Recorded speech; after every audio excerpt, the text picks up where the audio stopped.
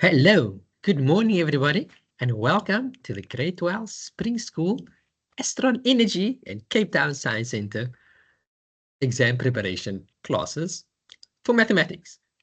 Very long name, but just to differentiate, this is paper 2 compared to paper 1. So firstly, my name is Umar, and I'll be running through this lesson with you. Hopefully you all have a piece of paper next to you, your calculator. You also have maybe a pen and pencil as well, an eraser, just in case you need to make any corrections. But before we actually begin with today's lesson, I really need to tell you a few rules that we're going to have to follow. Firstly, as you can see that we disabled your mics as well as your videos. And the reason why we've done that is because we do not want any other videos popping up while we are busy presenting, and we do not want to hear any background information while this is happening as well. But if you would like to get my attention, or if you want to ask any questions, please type your questions in the chat, and then I would either answer it, or my co-host Philip, which have done paper 1 for maths as well as the paper 1 physical science, would answer it as well. Before anyone asks, where's the recordings of these videos and things like that, do not worry. You will get it. It's within the group chats. And it's one link that you have to follow for all the lessons that we have over there. Now, the most important thing that you do need to place into the chat right now is to state your name, your school name, as well as how many people are watching from your device. If it is only you, you are going to write your name, your school name, and then you just write 1. If this maybe is done in a classroom, you're going to maybe write the teacher's name, and then you're going to write your school name, and as well as how many learners, as well as the teacher is watching this particular lesson. So I think I got all the rules out of the way. The most important part that we also have to know is we need to enjoy this, right? Maths is going to be nice and fun. So let's go. Paper 2. How do we answer a exam paper when it comes to mathematics? Well, there are going to be 9 different steps that we have to follow. And that is what we find on our instruct information sheet. All of this is always first paper. When you turn your page over, this is written over there. But now, what do we need to do? Well, there states that we need to read carefully our follow instructions, and then we need to answer those questions. Question 1 states that there is 10 questions within the paper. Question 2 says you need to answer all the questions in the special answer book provided, because when it comes to paper 2, there's a lot of graph paper, and when it comes to geometry, they give the shapes as well as space to write your answers for that particular questions in the special answer book as well. So make sure you do have 2 books when it comes to your paper 2. Point 3 says that you need to clearly show all your calculations, diagrams and graphs, and whichever things they ask from you, that is going to be used in determining your answer. So please make sure you write it nice and big so they can actually read what you are writing over there. Point 4 says we need to answer only answer only will not necessarily be awarded in full marks, right? So do not just write the answer on its own, otherwise you won't get all the marks. Let's say it's out of 3. If you just give the answer, you might just get 1. So please make sure you write all the different steps when it comes to the final answer as well. Then you are allowed to use a scientific calculator. Even in today's lesson, I will show you how to use a scientific calculator for one of the questions, which is coming up soon. But that particular calculator cannot be a programmable calculator. You can't come in there with answers on it already. You can't come in there with those new fancy calculators where you can actually see how the graph is made already. Like literally, they can show you how the graph is made. Question 6 says, if necessary, you need to round off answers correct to 2 decimal places, unless stated otherwise. So remember, always round off your answers at the end of your question. Try not to round off while you're doing your calculations as well. The diagrams is normally not necessarily drawn to scale. So if it is, maybe they said it's like a 100 centimeter Cartesian plane for some reason, you can't now go draw a 100 centimeter Cartesian plane, because I mean that's going to be bigger than your paper that you have. So just know that not all of it is drawn to scale. Information sheet with formulae is included at the end of the question paper, and it's very important that you keep checking that information sheet as well, because it has a lot of important information. But also, not just checking it, you need to make sure you understand where and how to use all of those equations. And step 9 is the most important part, and that is in order for you to write neatly and legibly. So make sure that you write it correctly, because if you do not, the examiners might just mark your question wrong, right, or your answer wrong. So without any further ado, let's move on to question 1. So when it comes to question 1 and question 2 in maths paper 2, we always deal with statistics.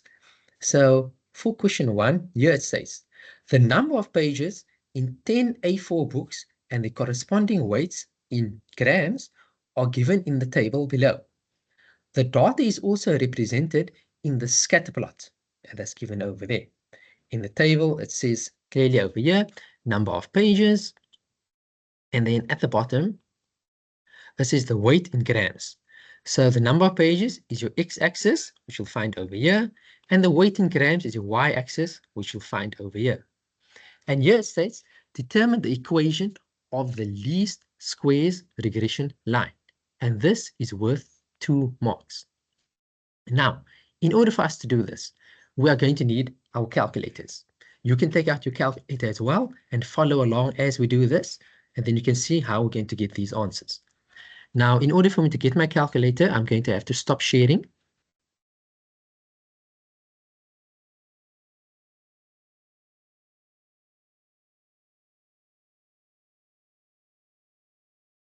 And then, just make this a bit bigger.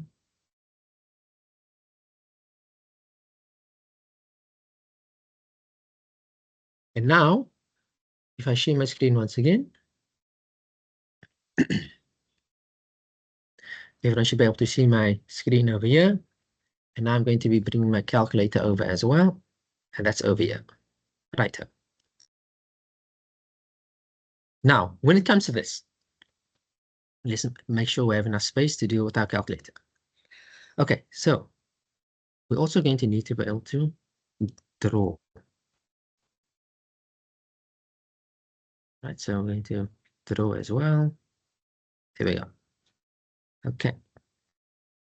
Now, when it comes to this, our regression line that we're going to be speaking about, that is going to be basically our line of best fit that's going to be able to reach all of these points that we have over here. Now, if you look at it, that is going to be a nice path that goes nice and straight up like that, right? If you had a ruler, it would be a nice straight on over there. But that's just how we normally find the line of best fit that we have. And as you can see, that will give us like a nice straight line, which is usually, we know the straight line formula is y is equal to mx plus c. So the part that we're actually going to be writing down over here, right, for this particular section, in order to find our line, our regression line, we're going to use the formula y is equal to a plus bx. But now we need to see, okay, how do we actually find out what our values for a and what our value of b are, like is. So once we have a value of a and b, then we'll be able to know that this equation we'll be able to use for all the other equations that is coming up as well. So to make sure that everyone is following along, remember the table does correlate with your scatter plots. So wherever you see 85, then that means it will correlate on the y-axis at 165. So 85 will be about here, but there are different lines that we have between 80 and 100. Now, in order to deal with these lines that goes all the way up like that, this is just general information. There is going to be, if you count, there are actually going to be 20 spaces over there, right? So you'll see it's 1, 2, 3, 4, 5, 6, 7, 8. But 1, 2, 3, 4, 5, 6, 7, 8, 9, 10. All right. So we have that 10 over here. Now we want to see there are 10 lines, but it goes between 20 from 80 to 100 is 20.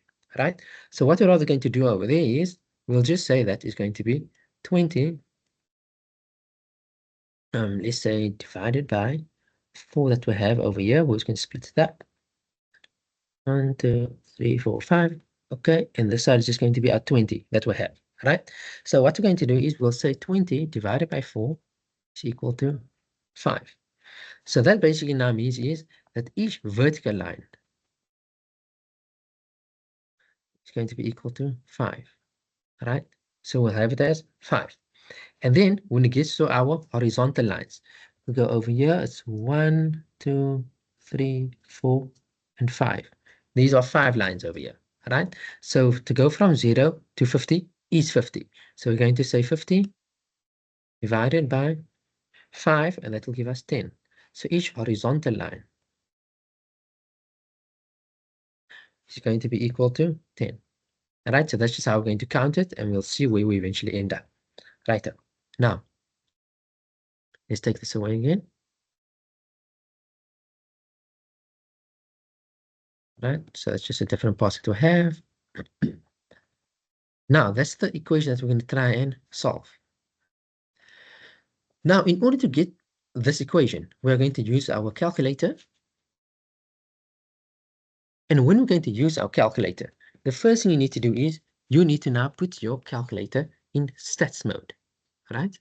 So here you'll see, we're going to have it in stats mode, right? So you're going to press on mode and you'll press 3 stats, right?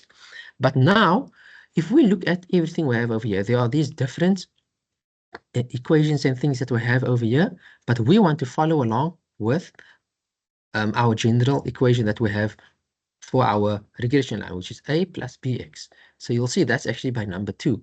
So you'll select 2, and then you get this table. And in this table is where you are going to calculate your values for this particular example. So these are all our x values, and these are all our y values. So you're just going to type it all in. So it will be 85.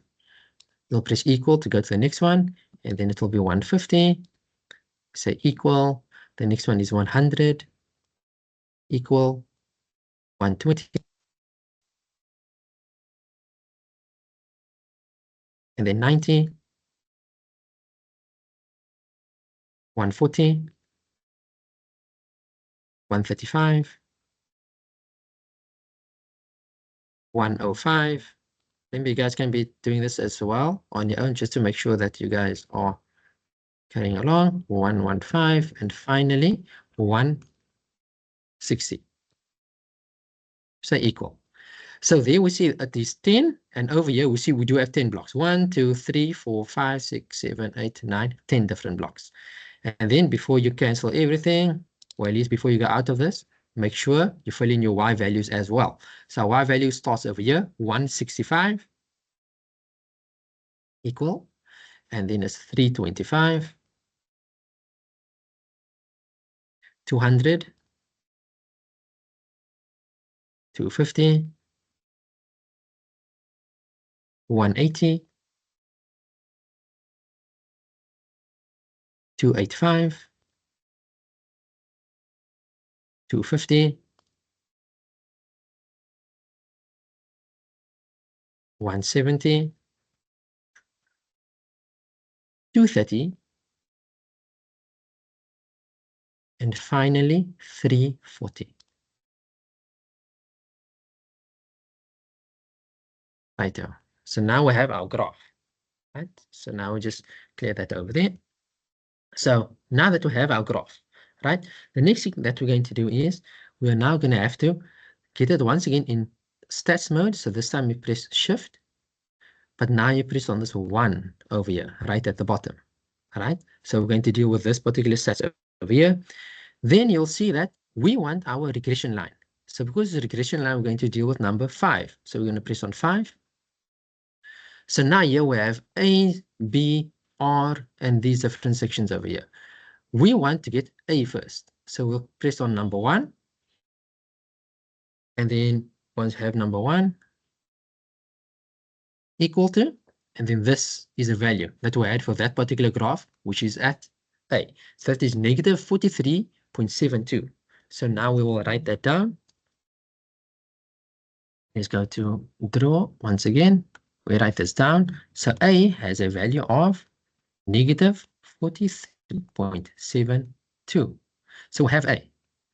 Remember, we're not trying to get y or x because that can just be any graph on or any point on the graph that we have. So we just need to find out a and b. So now we need to find out what is b. So we once again go back to our calculator. We then now go do the exact same to calculate our b. Shift 1 for our regression, and now for number 2, we press 2 and we press equal to, and that is 2.36. So that is going to be 2.36. And then all we do is we write this into our equation that we have. So that is going to be now y is equal to negative 43.72 plus 2.36 x. And that is the equation that we are going to be using for everything else, for all our other problems coming up. Righto.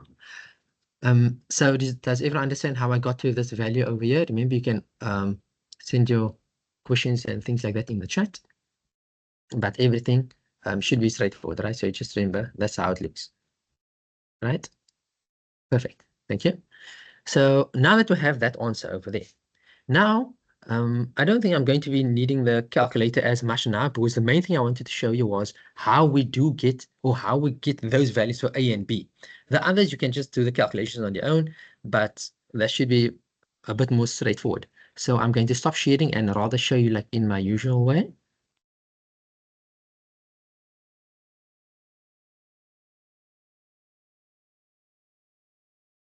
So let me just get my screen once again.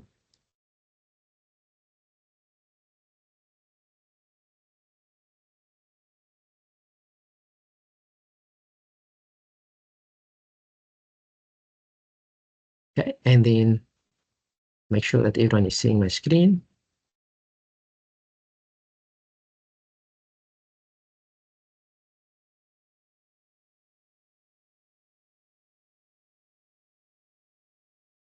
Perfect, so everyone can see again, right? So also just make sure you put a thumbs up in the chat so you can still see my screen, so I know that we are following along nicely over there. Right, you can just also just put a thumbs up, right? They don't have to just be in the chat, but thank you. Thank you. I see that you guys can see it. Perfect. Okay, now we have 1.1 done. Okay, next. Draw the least square regression line on the scattered plot in the answer book. All right, so that's going to be that particular section.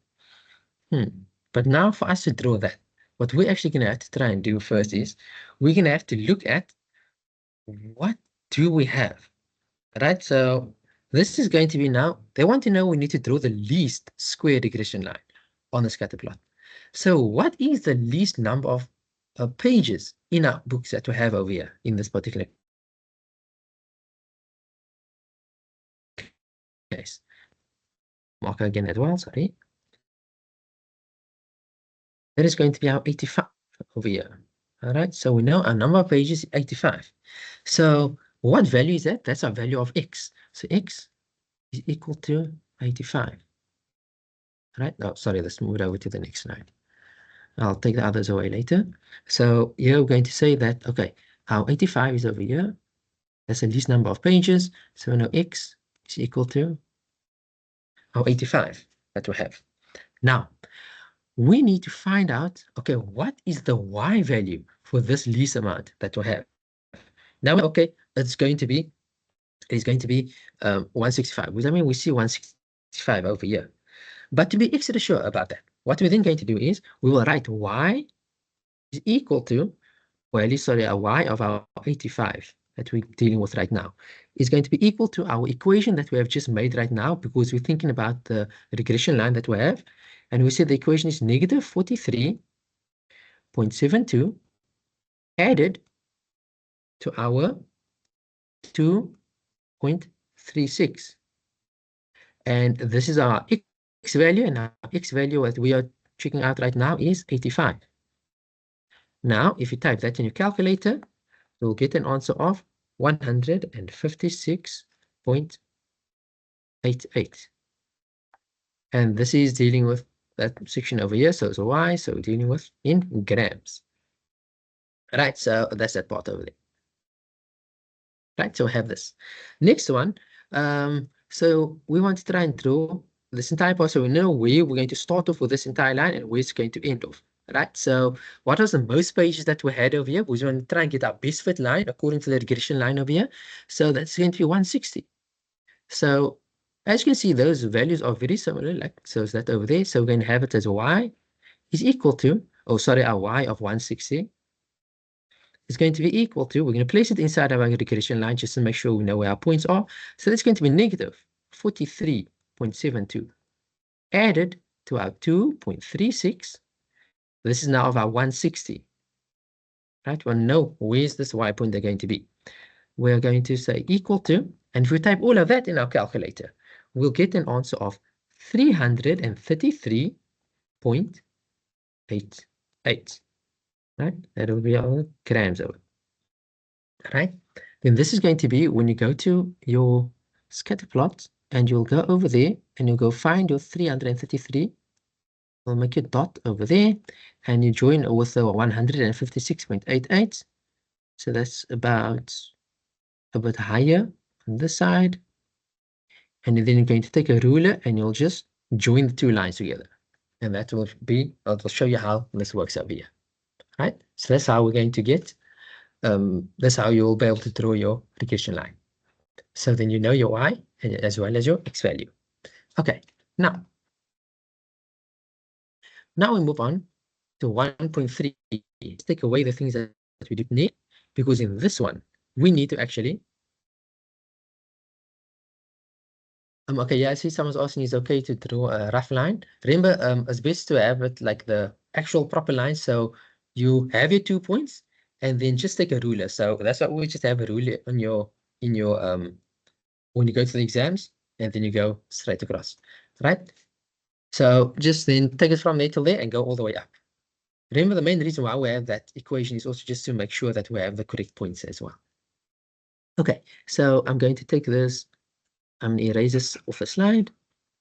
Okay, now we'll move on to predict the weight of an A4 book that has 110 pages. So if we look at what we have here, the amount of pages we have, okay, is 100, which is here, and then the next one is 120. There's no 110. Like even if we look anywhere else on there, there's no 110. Well, yeah, some that is close, or at least closer, which is 105, there's 115. But they're not telling us which one is 110 pages. So that's why it's very important for us to have those equations. So now the first thing you do is we are going to write down our equation once again. So that is y is equal to, just that everyone remembers, negative 43.72.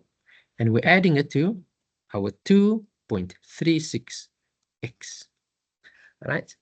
Now, we need to see, okay, they want to find out, we need to predict the weight. So the weight is y.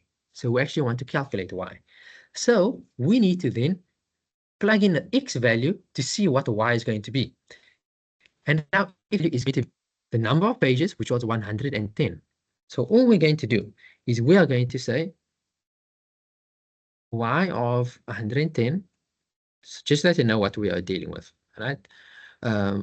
With remember normally y of x or f of x. So we're going to have negative 43.72 plus 2.36, and then have 110 over there.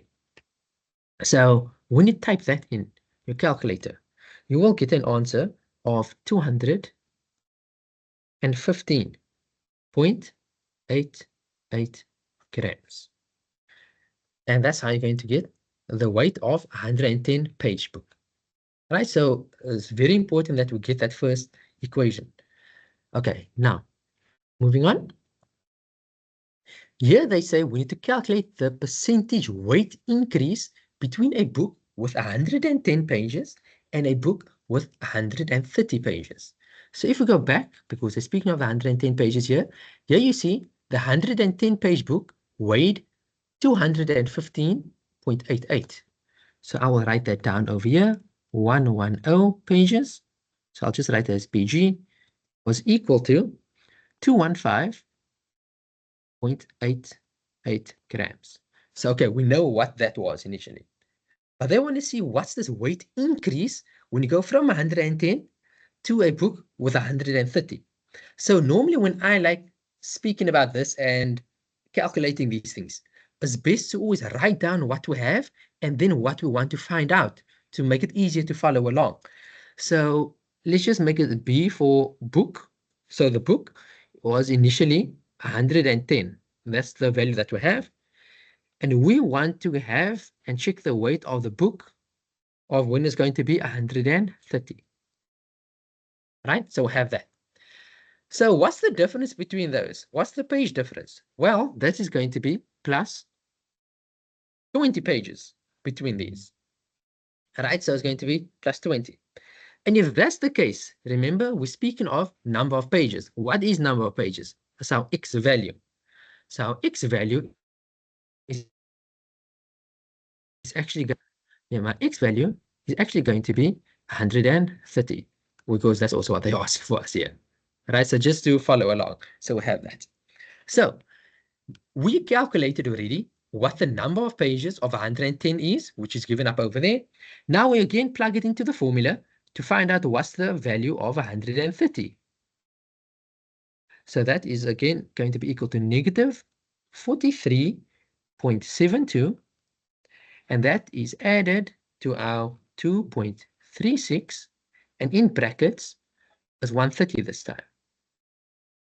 So here we have there's our 130. And that will now give us a value of 263.08 grams. Right? You guys must also actually just do the calculation just to make sure everything is going okay so far. I have checked it out, but of course, just make sure as well. So we have now a value of 210 as well as the value of 130. So what we're then going to do is we want to see what is the percentage weight increase of what we have. So because we're speaking about percentages, we always have to multiply by 100 to get the percent of it. So this slide is a bit too full, so I'm going to go over to my next slide. So we are going to now say our percentage increase, right, is going to be, our percentage increase is now going to be, if we check what we have over here, we are going to say the book, eventually what we have, so the max amount, so that's going to be your amount of your 130 pages. So I'll just say here, your 130 page. Remember, we're speaking of the weight increase, so 130 page weight. So that's 130 PG for page, just shorthand. And we're going to minus it by 110 page weight. But all of this needs to be divided by what the book started off with, right? This is initially, we want to see what the increase was from what we initially had. And what did we initially have? 110 page. This is percentage, so we multiply by 100. So all we do now is we type, or at least we write down our values that we know. So we're going to say is equal to, so that's going to be now your 263.08 minus your 215. Remember, this is the weight for your 110 page, and that is 0.88. All of that is going to be divided by your initial amount, because remember, all else is over what you started off with as well. We want to see your weight increase, right? So from what it initially was, and then your final answer will be what it will be. So that's going to be also 215.88. We'll close our bracket here. All of this is multiplied by 100. We type all of that in a calculator, and you will get an answer of 21.86. And because it's percent, you write your percentage sign. And there we go. Right, so this is how you're going to calculate your percentage weight increase between a book when it was 110 pages to when it became a book of 130 pages. So it's a 21.86%. Does everyone understand how I got to this answer? You can just maybe give a thumbs up.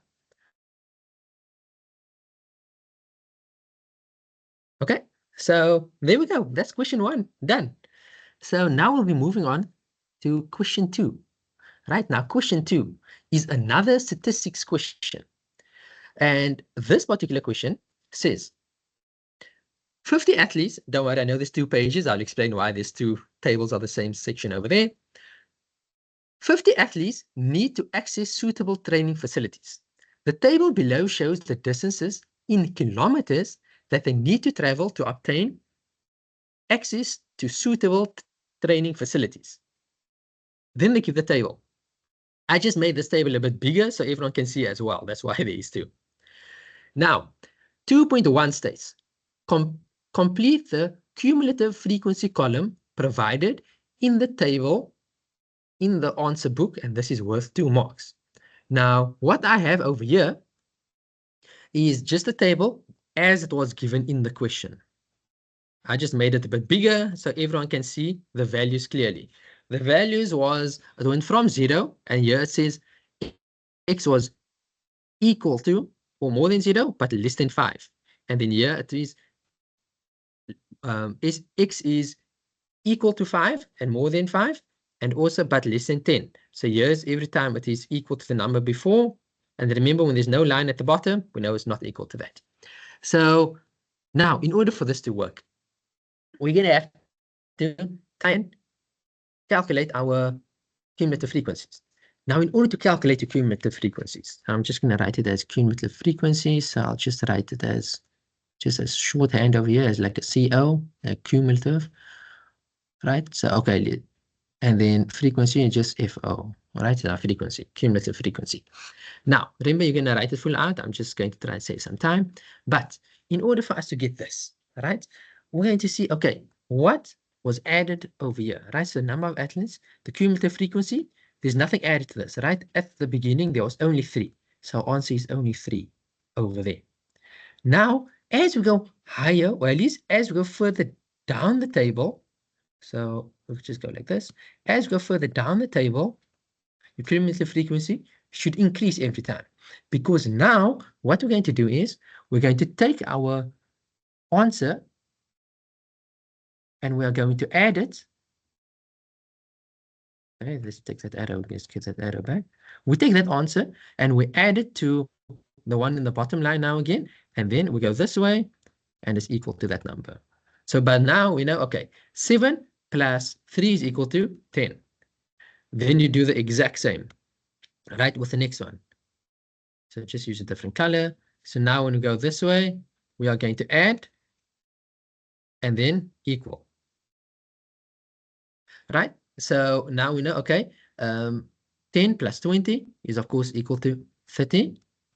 Now I'm not going to do too much of this cross section, but everyone understands now. We take our answer, we go down to the bottom one. So that will be 30 plus 12 is going to give us an answer of 42. Then 42 plus 5 is going to give us an answer of 47. And finally, 47 plus 3 give us a nice round value of 50. So there we go. All right. And that's how we're going to complete the cumulative frequency column in this table provided. All right. So that was 2.1 done. 2 marks, nice and easy. All right. So there we go. Yeah, I see someone saying, so we use the page weight, sir, and not the pages. Yes, we use the page weight, right? They want to know what's the weight increase between the two. So the first thing we needed to do was we needed to understand how much it weighed at 110, then how much it weighed at 130, and then we check the difference between those two of how much it weighed in each of it. So when it was 110 on its own, and then when it became 130, what was the jump in weight? So not the amount of pages. So you just had to say in pages, you would have maybe just said 20 because you went from 110 pages to 130 pages. But they asked for the weight increase, and that's why we use weight. Okay, now we move on to 2.2. Now, instead of me writing the entire time, as you can see, I already wrote out the cumulative frequencies over there, right? So that's going to be this particular section that we have. Now, here it asks us by 2.2. On the grid provided, in the answer book, so you guys will have an answer book, or at least a grid in your answer book. Draw a cumulative frequency graph, or also a OGIVE graph, to represent the above data. In this particular case, it's the data on the below left-hand side, everything over there, all right? This is going to be worth 3 marks. Now, it's no use I tell you guys, oh, hey, everyone, type the answers in the chat, because this is clearly one where I have to draw a graph and stuff, and it's no use everyone's going to show me. I don't know how you're going to show me that on there. So instead, what we're going to do is, we are now going to look at the different points that we have in this graph. Now, when it comes to our cumulative frequency that we have, in the first line, right, when it was 0, right, we're going to take this as our x value, right, x value, all right, so that's going to be when it was 0. So we have it at x. How much did we add to that 0 in order to get to our number, which was over here, all right, which was our number of athletes? Well, 0 plus 3. Oh, sorry. Why do we get to this particular section here, right? Our 0 at the beginning, right? We didn't add anything to this yet to get to 3. So for our first point, we're going to start off our cumulative frequency with nothing, right? We didn't add anything to go from here over to here, right? We didn't have to add anything to it, right? So for point x, which was 0, so I'll just write it as 0. So that's my point x. How much did we add to get our cumulative frequency? Nothing. So a 0, and our y is the part that we're going to add, which was 0. Now, next, we're going to go and we're going to see, okay, our 5, that's our x value. So now we again take, okay, for that 5 value, how much did we add to get to our next value? Well, we added to get to our cumulative frequency. How much did we add to this part over here? Well, we added 3. So that's going to be our next set. So this is how we're going to keep doing it. Right? Next, we have it as 10. So our 10, which we have over here, our 10, we had to add 10 to get to 30. So 20 plus 10 will give us 30. So therefore, our next value is going to be 10 and 10. And now we'll just keep carrying on like this. Our 15, how much did we have to add to that? Right? So our 15, we have to add our 30. So we're just going to take those values over there. Next, we went to our 20, which is this one over here now. How much did we have to add? Well, we added 42. So we're just taking those values every time. Let's add our comments over there. Then for our next one was 25. And how much did we have to add there? 25. And this was, we had to add 47 to get to that part, right? And that's how we got this.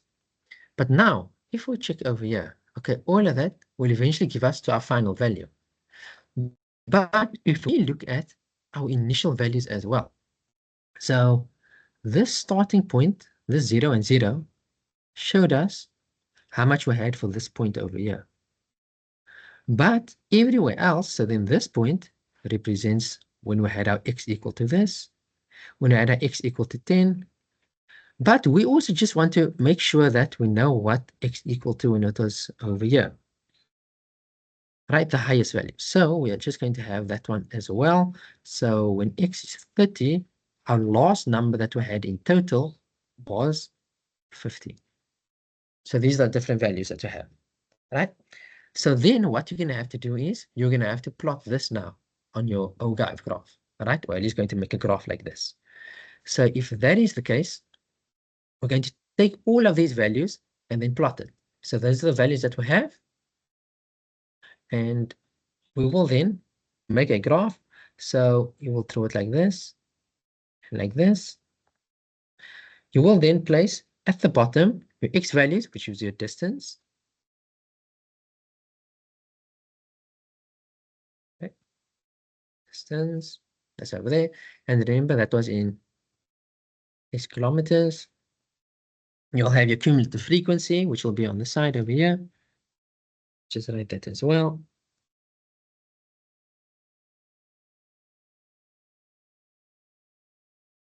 Okay, frequency.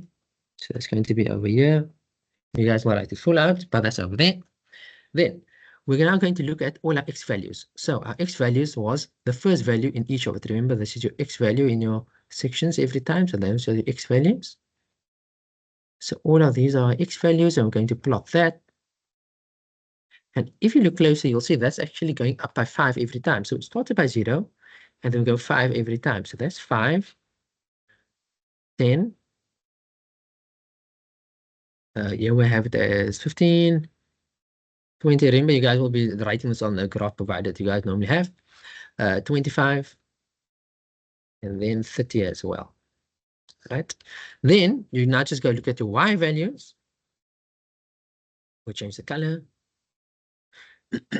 Your y values is going to be all of these on this side now. So that's your y values all over here. Now remember, that's not going to be the exact values that you see written here as your interval. So instead, what you could do is you could maybe make it increase by 5 every time. Remember, you will have it as cumulative frequency over here. I just want a bit more space. So 5, then you go up 10, 15, 20, 25, and 30. Right? We need to go up till 50 for this. Then 35, and get to the highest point. And then what's going to eventually happen is we're going to join the two together. So 0 and 0 would be over here. And then you're going to see, okay, when x is that is going to be 3, which is over here. When x is 10, it's going to be 10, which is over here. When x is 15, y is 30, so it's over here. And then when x is 20, which is this point over here, it will be up over there where you meet the 2. The graph will eventually make a graph that looks like this, and eventually it will turn up like that. Right? So then once you have that written down, that's going to be your graph that you have. And also just make sure that on top of your graph, you're going to write that it is an OGAIV graph, right? There's a G over there. And that is it, right? That's going to be our OGAIV graph.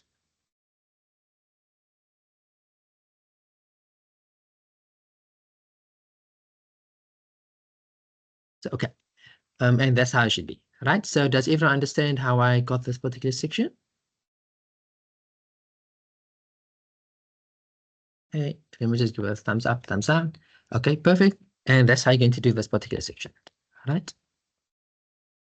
So, okay, now moving on to the next question. 2.3.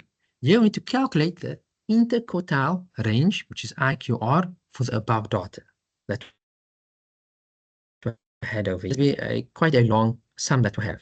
Right now, in order to deal with this, I'm going to give you a bit of a breakdown. Then I want you guys to give me your final answers. Right? So I'm going to take this and show you guys exactly what's happening over here.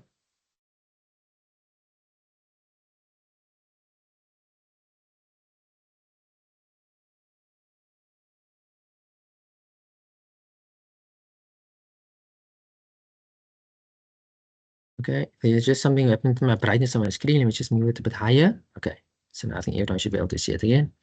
Sorry about that. Like, I think just moved over.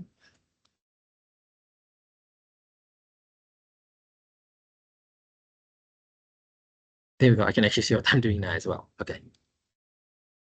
So, 2.3. Yeah, we need to calculate the interquartile range of the above data. Quartile, that's normally you think of 4, right? So what we're going to do is, we write our values over here. So that is going to be interquartile range. We set as IQR, and that's what they are looking for, all right? They are looking for that. Now, the way we look at this usually is we have our minimum value on the side and it goes all the way over to your maximum value on the side, all right? But then the way we split this up usually would be with our Q1, our Q2,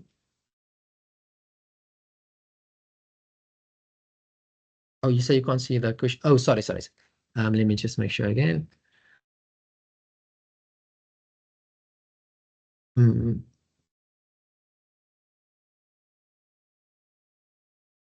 can everyone see now? Okay, okay. Sorry about that, guys. So, okay. So, let me just re-explain everything that I just done there. So, erase all. So, we were speaking about our interquartile range, so that is IQR. And then the way we normally deal with these data is we have our minimum value initially, and then the line goes all the way over, and then we get our maximum value. Now, to get these different ranges, right, there's actually going to be 4 different ranges that we get into quartile range. At least 4 different sections, let's put it that way, 4 different sections that we have. And the way we do it is by splitting it up like this. We have this Q1, Q2, and Q3. Now you might be thinking, why is there only 3 of that over here? Because remember, there's a certain amount that will occur from this point to that point. So that's 1, 2, 3, and 4, right? So we have a minimum, we have a maximum, and here are the spaces between all of these. Oh, at least the different sections is 1, 2, 3, and 4, right? So in order to actually calculate this that we have, we normally say our IQR is equal to our Q3, the value that we're going to have over there, minus our Q1. And that's how we're going to have to calculate our final answer, all right? We have our Q3 minus our Q1. Now, all of this is going to have to be dealing with the information given to us. That's over here. Now, the formula that we usually use is like in order to calculate our Qs that we have over here, let's just take it as our Q1. So we'll just say it as P for our Q1, right, for that particular section. Remember, this is a quarter. That's 1 over quarter. So that's going to be the first quarter that we have. So it's 1 over 4.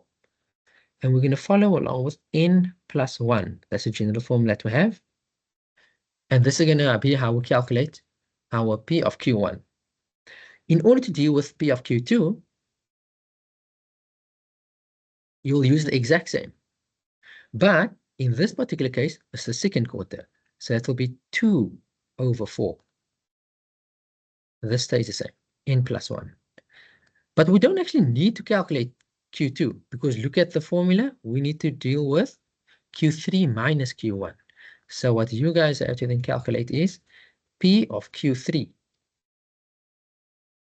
And that is equal to your n plus 1.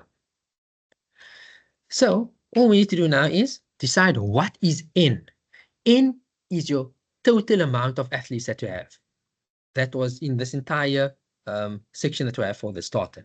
Do we know the total amount? Well, we could add all of this up, but if we read it clearly, they just said over here, it's 50.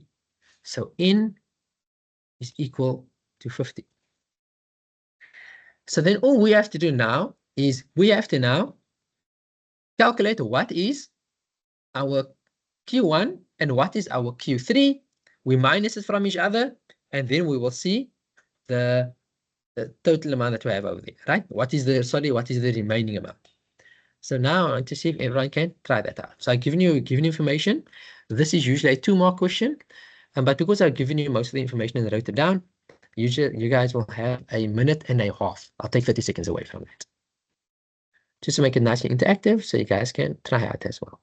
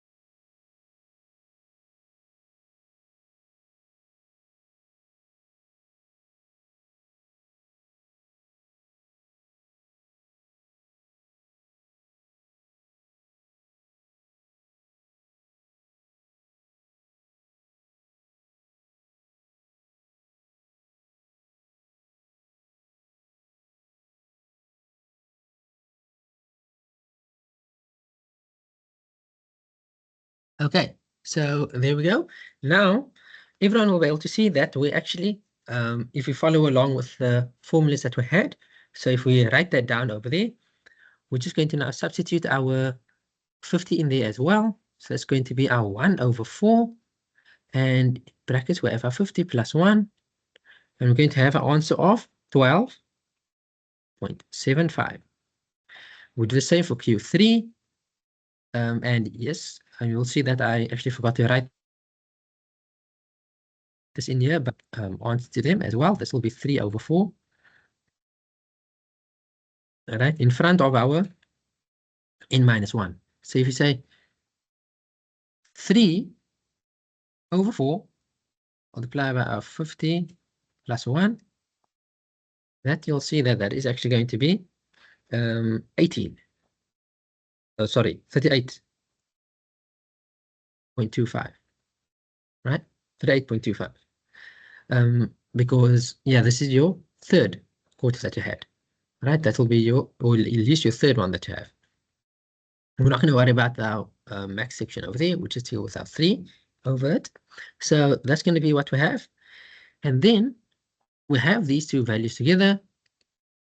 And then we're going to see from that particular section, right? Then you're going to minus your Q3 from your Q1. All right? You'll have those two over there. So this is going to be where you actually go and you're going to have to look on your graph where you find all these, right? So this is where you have your 38 and this you have your 12. Then if you're going to go up, the graph that I made, and it looks like I took the graph away. But then what will actually happen is it will relate back to, so these are the Q that I had in general. It will relate back to this, where you're actually going to see your Q1 will actually be relating back to your x-axis. So this will be your y values when you line it up on both of it. So for your Q1, it's going to be 11 kilometers. So then this you just relate and see where to line up on your best fit line. So that will be 11 kilometers. When you bring this will be your y value. You line it up with your line of best fit, which is your regression line actually that you have over there, and that's going to be 18 kilometers. Then all you do is you take 18 minus 11. Will give you an answer of 7 kilometers. So this is your final answer. Right? And that's going to be how we are going to calculate this particular section for our interquartile range, right? For this above data. And we're going to be using it with the graph that we have. Now, 2.4. The families of 4 of the athletes above who stay between 15 and 20 kilometers from a suitable training facility decide to move 10 kilometers closer to the facility. In which interval will the number of athletes increase? So, okay, they are going to now go. They said they stay between 15 and 20 kilometers. This is our distance, and this is where we have our kilometers. So it's between 15 and 20. So we can just take this line over here, this 15 and 20, right? So they stay between those lines. So that's going to be between 15 and 20 that we have. So you can say it's between this particular section, let's get our marker, and 20. So what was the number of athletes that's over there? Well, it could be one of the 12 that we have. Right? It could be any of those 12 that we have over here. But if we look carefully at what we actually have, right? So this 15, here they said that they decide to move 10 kilometers closer. So if they decide to move 10 kilometers closer, that means that this is going to be minus by 10. And this is going to be minus by 10 as well. And if that's the case, this will then just move over to 5. And this will be over to 10 over here. So let's we have this over here. And here they say, in which interval will the number of athletes increase? So they're going to go to this interval. That is where the amount of those people will make an increase. So all you have to do is just take your distance and you minus it as well. Yes, yeah, I see you saying about the 11 and 18. This was actually based on the graph I had over here. That I think it just went away, but as part of your OGAB graph that you have. What we're actually doing here is, in this section, you are going to initially have your IQR, all right? Because we're asking for your IQR. Then you have your minimum. Let me take a laser pointer so you can see as well and follow along. This is where we started. We have a minimum. We break it into these parts, and then we have a maximum. Because we have, you see, we have these 4 different sections in between all. Then the formula for our IQR, in order to calculate that, we usually take our last section, which is going to be this for this entire part for our IQ3, and this is for our IQ1, which is this. So we're just going to say our Q3 minus our Q1, and that is the formula. So you need to calculate what is happening to Q3 and what's happening to Q1. But this relates to the graph that you have. Now the graph, I said, is going to give a shape like this. So to give us a shape like this. Remember, this video is going to be recorded. You'll see, you'll get the values, plus you can try it out as well. There's going to be an OGAIV graph. We're going to have your cumulative frequency on the side. I'll just write it as CO with a dot for cumulative frequency. And this is going to be where you have your distance. You're going to have each of these up by 5 every time until you get to 50. But this one, you're going to write down X values. So that was going to be your 3s and everything. Yes, so it was going to go up by 5 every time. Then you plot the graph. It's eventually going to give you a graph like this and go up and go like that. Then what you're going to do is, what you're going to have to calculate now is this, what we're calculating here. This is the formula for us to calculate this, and you're going to get the answer of 12.75. You then take that as Y value on that graph, and you're going to see where it hits this section, and then you're going to go down and look to what is the distance for that particular Q1 or Q2 or Q3. So in that particular case, when you hit that distance, you'll see that at 12.75, it goes to 11, at 38.25 on the y-axis, it'll go to 7. And then you take those two values, your 18, which is now your X value, minus your Q1 value, which was 11, and it gives you 7. Pleasure. Okay, and then this is how you get those intervals as well. Next, 2.5. Here we need to calculate the estimated distance between calculate the estimated distance that the 50 athletes need to travel after the 4 families have moved 10 kilometers closer to the facility. Here we need to show all of our workings out, right? This is going to now be worth 3 marks. Now, in this particular case, we are going to first write down what we have. So we have our distance.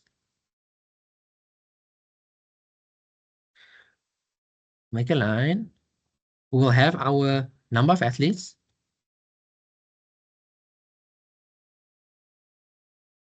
You can follow along. And then the average distance that they traveled. All right, so this is the average distance that's traveled. The average distance that they have over here. All right, distance. Now we have different amounts, and we get all of it from this graph over here, which is this here, right? All over here. So the distance, if they went, now this is, as you can see, remember, this particular section means included. So that means we can make like a square bracket, 0 to 5. Is 5 included or excluded? Excluded. So we write it like that, right? The number of athletes that is living there, 3, right? So here we go. We bring it over. All right, we do the same for the next one. 5 is included, 10 not included. And we're going to go all the way over like this. How many were there? 7. I'm going to do the same. So that's going to be for our 10. and our 15. We're going to have the same for our 15 and 20, not included. Bring that over. 20 included and 25 not. And finally 25 included and 30 excluded. Now we write down the amount of athletes: 20, 12, 5, and 3 for each of these. Now we need to see what was the average that each of them actually had over here. And to get the average distance that they traveled, all we're basically going to do is we're going to take the distance that they have. So we're not too much worried right now about the number of athletes. That's going to be at the end. We are going to say, okay, what was the distance that they had? For this particular case, as your first value, so 0, plus the maximum distance they could have walked was 5. And how many, what's the difference between those two? Is 2, right? Because it's only from those two types of distance that we have. Or at least we are speaking about that range. So it's 2. And 0 plus 5 is, of course, 5. Divided by 2 is going to be 2.5. We can do the same throughout everywhere over here. So this is now going to be 5 plus 10 divided by 2. That is going to be equal to 7.5. Then we're going to say 10 plus 15 divided by 2. That will give you an answer of 12.5. Next, we're going to have as 15 plus 20 divided by 2. That's going to be 17.5. Then we can have this 20 plus 25 divided by 2. That's going to equal to 22.5. Finally, 25 plus 30. We're finding the average that also divided by 2 is equal to 27.5. Right? So far, so good. Now we have that. But that's not what they want from us. They want to know what is the total estimated mean distance, right? So the total average distance that we have over here. So now what you do is, this is going to be where you say how many athletes walked that particular average distance. So we're going to do maybe on this side, right? So now I'm going to take this part away to make it a bit easier for us to follow, right? So we'll take this away, we'll take this away, take this away, take this away. Now, okay, so this is how it's going to be. We'll take our pen, bring it back. Now, we have to see the total amount, so the total mean value, right? Is going to be the total of all that they actually have, so that is about xi all over the total, which was 50. How much people there was in total. So there's going to be a very long line that you have to write, but then this is now going to be your 3, which is the number of athletes, and you multiply it by the amount of distance that those 3 athletes could have walked, which was 2.5. And then you add it, because remember, sum of. So that's now going to be 11 multiplied by 7.5. And we're going to have to do that for all of them. So that is 20 multiplied by 12.5 plus 8.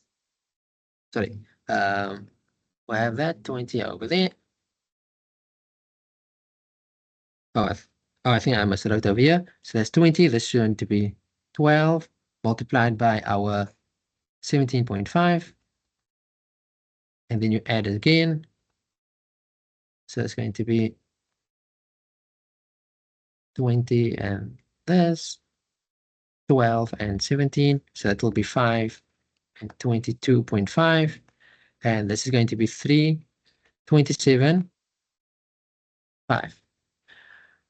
All of that is going to actually be divided by, so a big division sign, going to be by the amount of athletes that you had, which was 50. Remember our total amount, which was 50. You type that in your calculator, and the total distance that they actually walked, or at least the total mean distance that they walked, was 13.5 kilometers. Because it is in distance. And that's going to be a final answer that you have, right? So this is how it's going to be. And this is how it is, right? This was question 2.5. Yeah, they're asking where is the 11 from? 7.5. Oh, yes. Sorry, I think I just meant to make that 7. Yes, that's 7. Thank you for that. That's just a 7. That shouldn't be there. That's just a lot of numbers. But yes, that is a 7. So that's 7. Oh, that is multiplied by that's 7.5. Right? And it's going to go along so on every time. Right? So we're just going to follow that. And then once we have our values, we're going to have it, right? So just make sure you add all of those up and eventually you'll get it. So that was question 2. Now we move on to analytical geometry, which is question 3, right? So this is the initial section that we have. Now we're going to go to analytical geometry. Here it states in the diagram, which they have a point A and or the point A, which is 3 and 4, and C are vertices of triangle ABC. AB is produced to S. D and F are the X and Y intercepts of AC respectively. F is the midpoint of AC and the angle of inclination of AC is alpha, which is this point over here. The equation AB is equal to Y is equal to KX plus 3, right? And they say that the equation for AC is Y is equal to 2x minus 2. Here we need to show that K is equal to 1 over 3. Now it's no use I just ask you, guys, do this answer, because there they say the answer is supposed to be K is equal to 1 over 3. So what you can actually think about this is that we can see that this formula of what they've given us for K, because remember they're speaking of K here. They're speaking of K. The only place we find K within the table is at that particular section. And that formula of Y is equal to KX plus 3, well, that formula looks very familiar. That actually follows the formula of a straight line. Y is equal to mx plus c, right? So if we look at what we have over here, well, here we see that this particular section that we have for line, this is going to be line AB. We're going to just try and take it from here, because remember that Y is equal to KX plus 3 is for that entire line. So we're going to take it for AB. Right, we're going to go till there because we have a nice points that we could use as well. Right, so here we're going to say AB is going to be Y is equal to KX plus 3. Right, that was given on the graph. Now, let's see, do we have a point that we could actually work with? Well, yes, we do. On that line, we have this section. A and S 3 and 4. So because we have that point, which was A, is going to be 3 and 4, we know that this is our X value and this is our Y value. So if we substitute this into what we have over here, the Y value is going to be 4. It's equal to K. X value is going to be 3 plus 3. So now we bring the 3 over like this 3. So it will be 4 minus 3. And 4 minus 3 is equal to 1.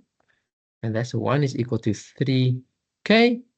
And then we are going to divide both sides by 3. So we divide this by 3. And we divide this by 3. So that will go away. And therefore, our answer is going to be 1 over 3 is equal to K. And that's where we get this value from. All right? And that's where we have it. Okay, so that was 3.1. Now let's look at 3.2. Everything else on the graph is the exact same that we had, but in 3.2, it says we need to calculate the coordinates of B. So this is B over here. Immediately, that could tell us something. Well, if we look at what we have, we can see that it is touching our x-axis. And because it is touching our x-axis, we can then say B is going to be our x value and our y value will be 0.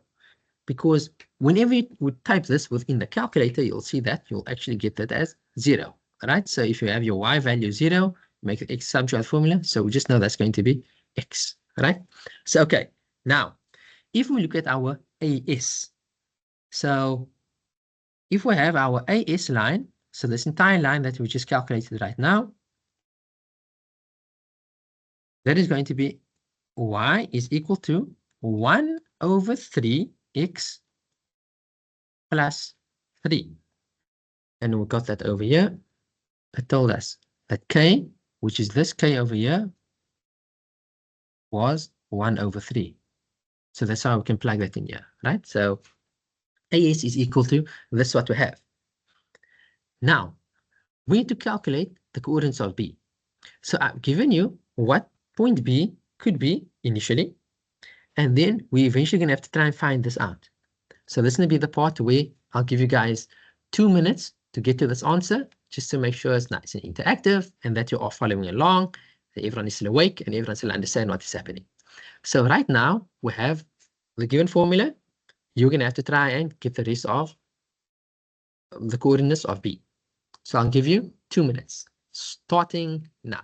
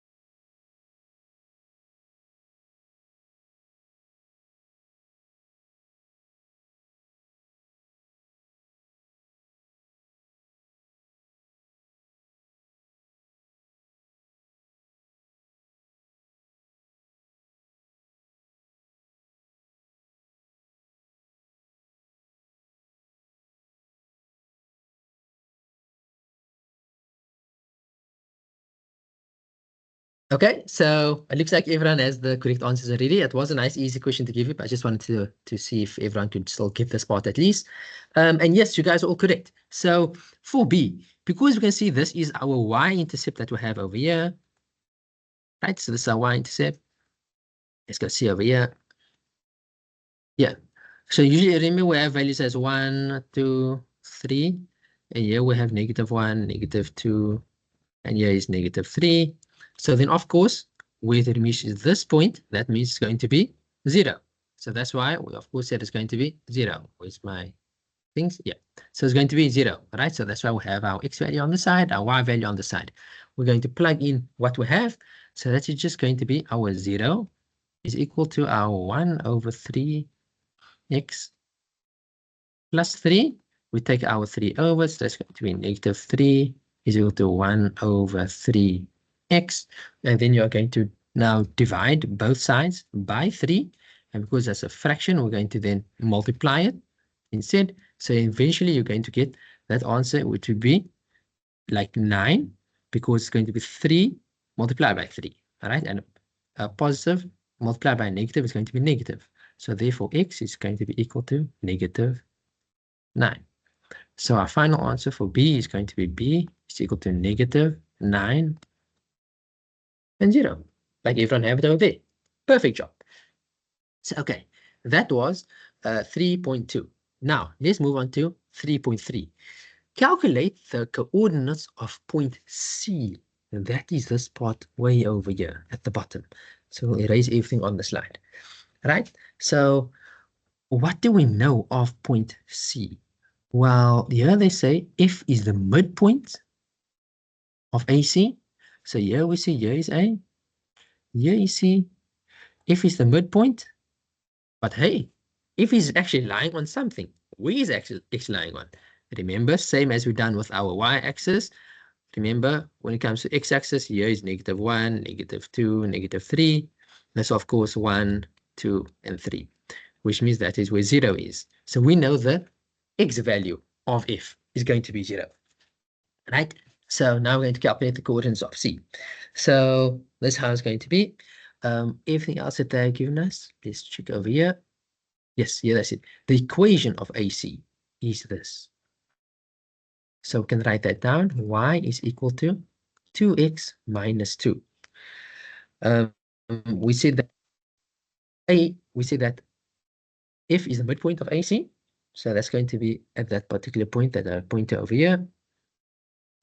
So that means if we go from AF and then we go from F to C, it will be equal to one another. And why is that? Because they said clearly it is the midpoint. One side should equal to the other side. So what do we know about A? Well, we know A's coordinates is given over there. So A is 3 and 4. And we know F. Well, it is something of F right now. And we know F is 0 and Y. We did not know that value yet. And what else is given in this letters that I have? Well, I also have a C. So C is over here, and that is what we want to calculate. We want to calculate both the X and Y variable. Now, if we have this, and they've given us the formula for AC, we said AC is going to be our Y is equal to 2X minus 2. And now we're just going to plug in those values that we have. So we're going to try and plug in the values of F, because then we can find out what Y is. So that will be equal to 2 by 0 minus 2. 2 multiplied by 0 is still 0. Minus 2 is going to be -2. So therefore now we know F is going to be 0 and -2. So now we know A and we know F. So now we need to calculate C. Now this is going to be the part where we're going to deal with the midpoint part, the midpoint lines of this, because remember we have the midpoint already. So that's going to be when we deal with this formula. There's not enough space over here. So let's move on to the next one. So you'll find this on your formula sheet. So that is your xm is equal to your x1 plus your x2 all over 2. And then you're also going to have your ym, which is equal to your y1 plus your y2 all over 2. All right, so that's going to be the values that you have. And then we are going to now write down the values that we are going to be speaking about. So we are going to say that which one was a midpoint? Well, we said F was the midpoint, all right? F was the midpoint. And we have the values of F. We have it as 0 and -2. So we know that F is 0 and -2. So now we'll fill that in. The first point is going to be for our XF, which is going to be our XA, so the first part that we have. That's our XC all over our 2. And you're going to deal with our Y of F. And that's going to be our Y of A, which is that point that we know, plus our Y of C, all divided by 2. Now let's plug in the values that we have. So for the X of F, it was, as you see over here, that's X, that's Y. So that's going to be our 0 minus, we're going to take the X of A, which is written over there, and the X of A is this over here. X of A is 3 plus, or XC, which we're trying to find out, write the coordinates of C, all divided by 2. And that is of our YF, and our Y was this part over here, -2, equal to our Y of A, which is this part over here. Y is the second one, so that is 4. 4 plus a y of c, because c is what we want to try and figure out, all divided by 2. Right, so we're going to have it just like this, right? So now what we could also just do is, so here we have the midpoint of both of that over there. So we're just going to try and get rid of our 2's over here. So remember, this is the midpoints that we have over there. So we'll just have it instead as our xc, right? We're going to try and get rid of all of that. So it will be, well, at least let me write like this to give more space. All right, so I have that. Let's bring this over. So it's going to be 0 is equal to our 3x. We always want to get rid of the midpoint, just the actual point that we need instead, not the halfway anymore. And that's going to be with our minus 4, because we multiplied it by 2. Right, so this was just multiplied here.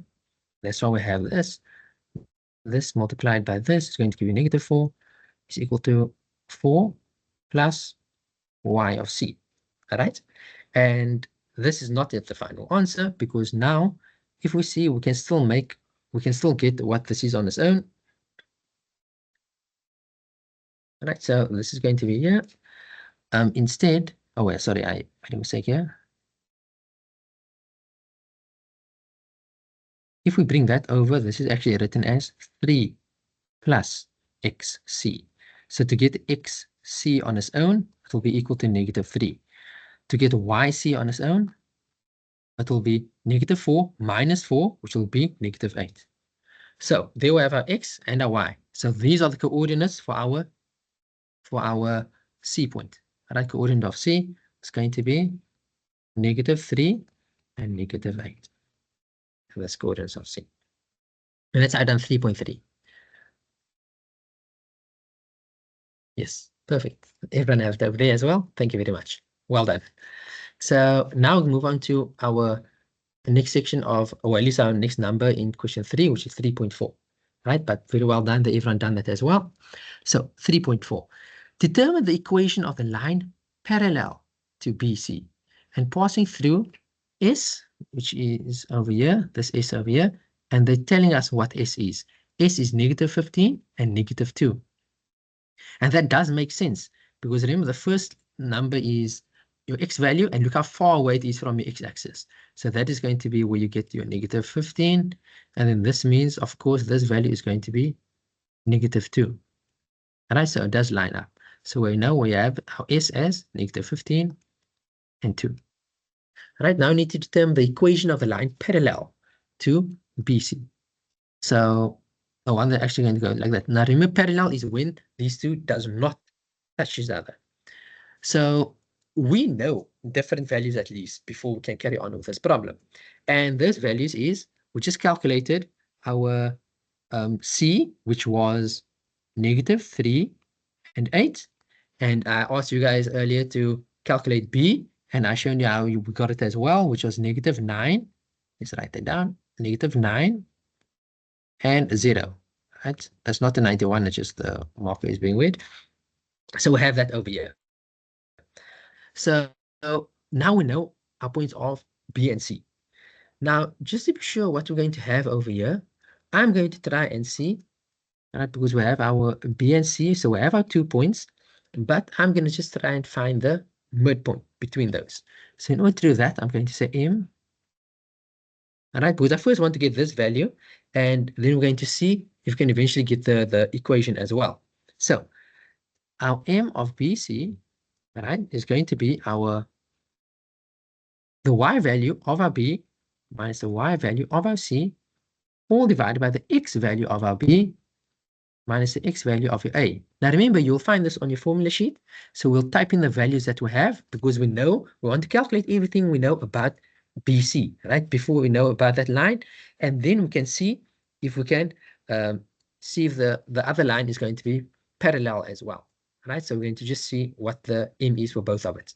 Remember the gradient that we have.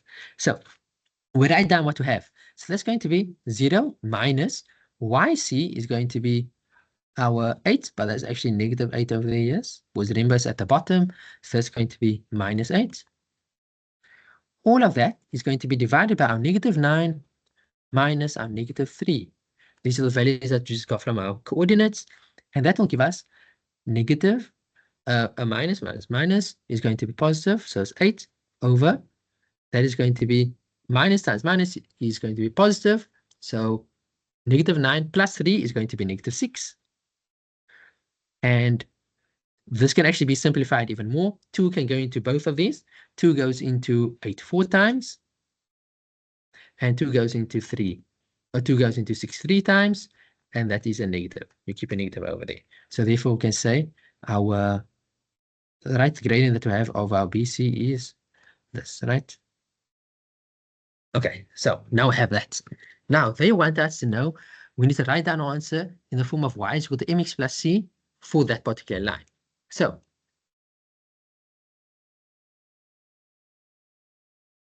okay, I'm just checking over here. Oh, no, we still come to S, right? We still come to S over here. Right now, I've just dealt with my B and C. Oh, I think you guys are saying this over here. This minus 2 here. Yes, no, that's correct. 3 and that. Okay, cool. You guys are ready. You guys have the answer over there. I'm seeing it in the chat. Quite good, quite good. So just to show everyone else, this is how we eventually got it. So we'll make a line like this to differentiate. So they wanted it in the form of y is equal to mx plus c, right? And the point was negative 15 and negative 2. Now, if our initial one was minus 4 over 3, because remember these are the gradients, and because they are parallel, we can say both of the gradients is minus 4 over 3. So now we take our S value, or at least our S point, our point S, which was this. Here's our X value, here's our Y value, and we're going to plug it into the general formula that we have. So that's now going to be, we take our Y value, so it's minus 2, is equal to our M, which we just calculated because it's the same gradient as our BC, that is going to be negative 4 over 3, and our X value was negative 15 plus C. So that's how we're going to deal with that. You'll get your answer here as negative 2, which is equal to, if you times that out, is going to be positive 20. I know you don't have to write the plus, but I just want to show that as well. And then therefore, that's going to now be negative 2 minus 20, which will equal to C. Therefore, C is equal to negative 22. And then we're going to write that into our equation instead. So that's going to be Y is equal to the gradient we just calculated. So it's negative 4 over 3 X minus 22. And that's how we got it. And that was your 5 marks. Great job. Perfect. Everyone's doing very well. Great job.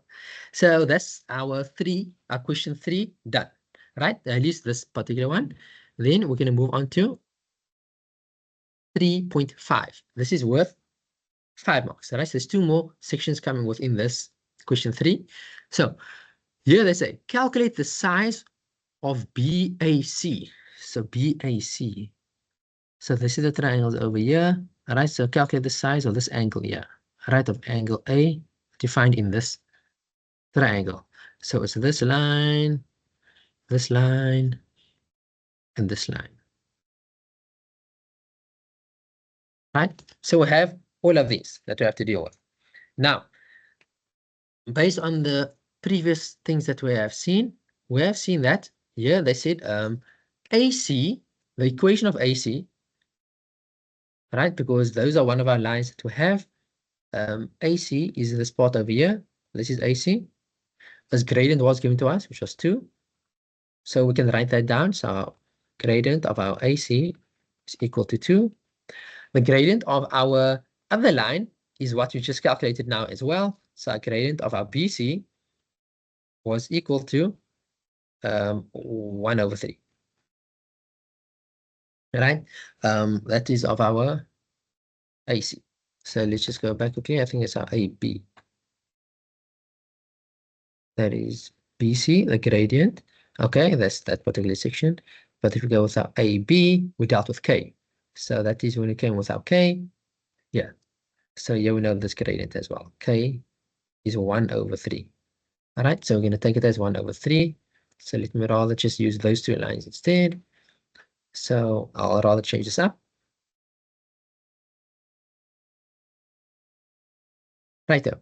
So that's of AC, and then of our AB, we now gradient is 1.3. Right? And the reason why we're doing that is because now we have our two sides and we have an angle. Now, they want to know what is going to be dealing with when it comes to the size of our BAC. So when it gets to BAC, which is that corner over there. Now there's something that we don't quite have, and that's going to be, I'm not sure if you can see it on the screen, but there's an alpha over here. Now that alpha is what we can relate to our problem that is needed. So here we say that alpha is equal to angle angle BAC. Remember, don't forget to put the angle on there. And that's going to be now equal to, or at least added to a theta, right? So added to a theta. And the reason why we're doing that is because we are saying that that is going to be your exterior angles, right? So your exterior angles, so let's say exterior angles of triangle is equal to the sum of opposite angles in the triangle, So I have that. So that's going to be that over here. And we can say that this is going to be our alpha. So our BAC, which is the one that you want, and this can be our theta that we want to go over there. All right, so it's going to be those two. So if we get those values, we'll be able to try and calculate this. Now, how do we do that?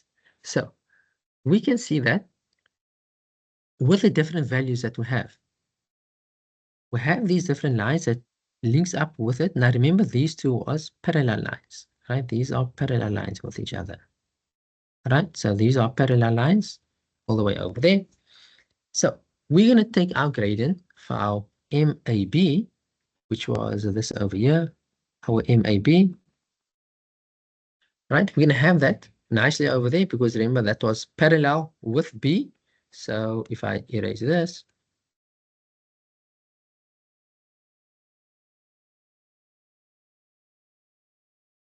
and get that, we're going to have it as, going to take it as our MAB, and we're going to deal with tan of theta, all right? Just to get a nice value for theta. Now we're going to see our M of our AB, because we eventually want to get this, right? So we're going to take it as, we have our AB, which was 1.3, so that's a 1.3 equal to our tan of theta. Then we're going to get our theta on its own. So there we're going to say tan of minus 1, 1.3, 1 over 3, which is our gradient that we had, is going to be equal to our theta. So it's theta. So therefore, our theta is equal to 18.43 degrees, right? So we're going to have it like that. Now that was how we're going to deal with the gradient when it comes to our AB. So our line of AB, which was this here.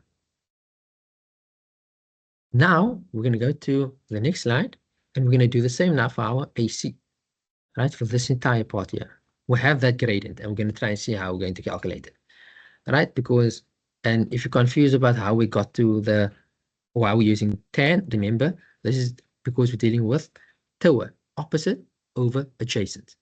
Now, we move on to our next one, which is our M of our AC, right? Which is this line over here. And now that is going to be for us in order to try and get our angle of alpha. So now what was the gradient of our AC? It was 2 is equal to tan of alpha. So therefore we make it as tan. We use the inverse of it, so tan of 2 is equal to alpha. Therefore alpha is going to be equal to 63.43 degrees. Okay, now that we have that, okay, we know what this is. Now we're going to say, all right, so we have that particular alpha. Now we're going to say, okay, this alpha is equal to your angle that we're looking for, which is angle BAC, angle BAC plus theta, right? And The reason why we can do that is because we said, I gave the reasoning earlier, these two angles is going to be equal to our alpha, which is over there.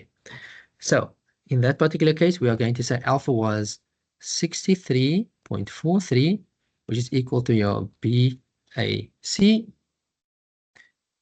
plus what was our theta? If everyone go check again, 18.43. So we'll write that down, 18.43. We make angle BAC the subject of the formula. BAC is the subject of the formula. So that's just going to be 63.43 minus 18.43. And that will give you a final answer of 45 degrees. And that's how you're going to get the size of your angle BAC. Right. So let's go. Right now, we're going to go to our last one for question 3, and that is going to be 3.6. Now, when it comes to 3.6 here, they say, if it is further given that the length of AC is 6 with square root of 5 units, calculate the value of area triangle, which is in the numerator, the area of triangle AB divided by the area of triangle ASC, which is 5. And when it comes to these type of triangles, right? So we know our triangles is usually equal to, the area is equal to half base times height, right? But in this particular case, we're not dealing with our usual 90-degree angles. We're instead going to be dealing with this other formula where we're going to, it's very similar, but to use your perpendicular height that we have. Now, our perpendicular height is going to be, as the name suggests, at the 90 degrees of it. So this is going to be when you're going to have your area of your triangle is going to be equal to your half base times your perpendicular height, right? And this is how it's going to be. You're going to take, let's say, for instance, if you have the area, this is going to be equal to your half of your base. So your base is going to be, in this particular case, A and B, and that's going to be times your sine of theta, right? Which is going to be the top part that you have. And the reason and the way we get this is when it comes to your sine graph that you have. Let's say, for instance, we have a here, a B here, and a C here. You have the small letter A, B, and C, right?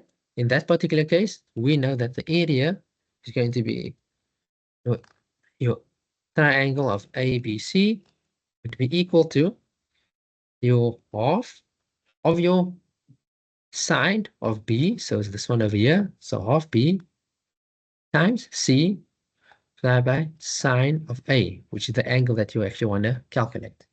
All right, so angle of A. So this is going to be how you're going to get the area of this particular triangle. Now for the one that we want to calculate, we are going to calculate the part of C, right? We want to calculate what C is over here, angle C. Because they gave us the length of AC, that's what we have over here, we calculated it. Like said, this is of C, so this value over here. And initially we have calculated the things within BC. So we're going to deal with C as well. Now, this is how it's going to work. If I take this away, we are going to then say our area is equal to, well, half A times B times sine of square root C. Right, so I'm going to be not square root C, just angle C. So it's going to be this part over here. This is angle A. This is side A. This is angle B. This is B. This is angle C, or at least side C, and the C. All right.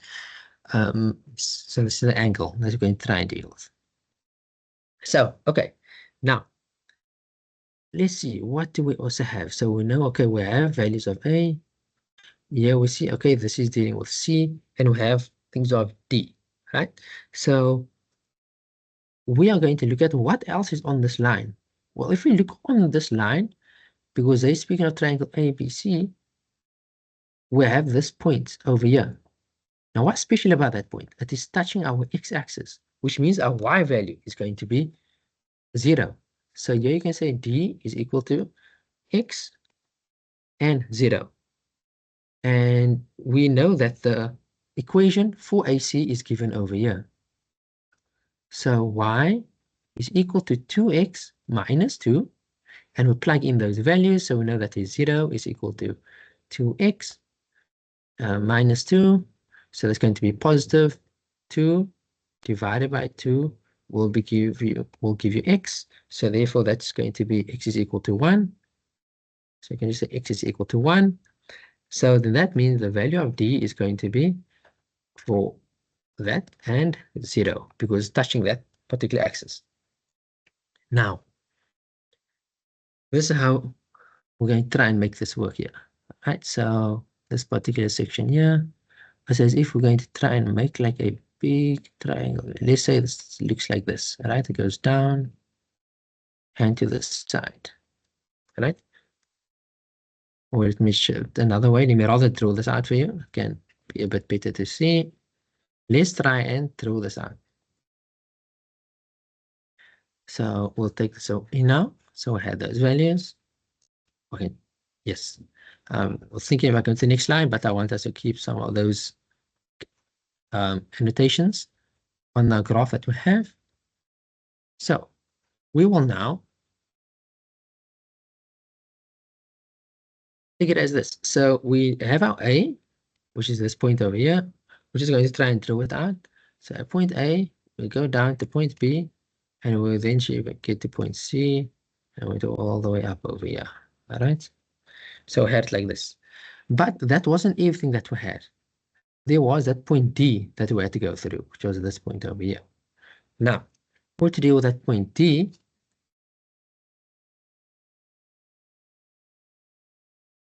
we had it down like this. We had a point D, and that has a value of 4. All right, that's what we just got now in the previous one when we brought it over, right? That was the value of our Y. Remember, here you can also see it as well. So our value of Y, right? So we have it over there.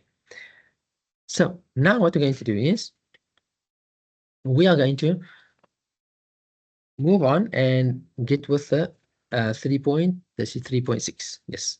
So we're going to have this value, and we're going to try and get our triangle, which is the spot over here. Right, so we're going to have that together. And here, this entire section is what the area is going to be, what we need. So triangle of ABD compared to triangle ASC. Right, so we have that over there. Now,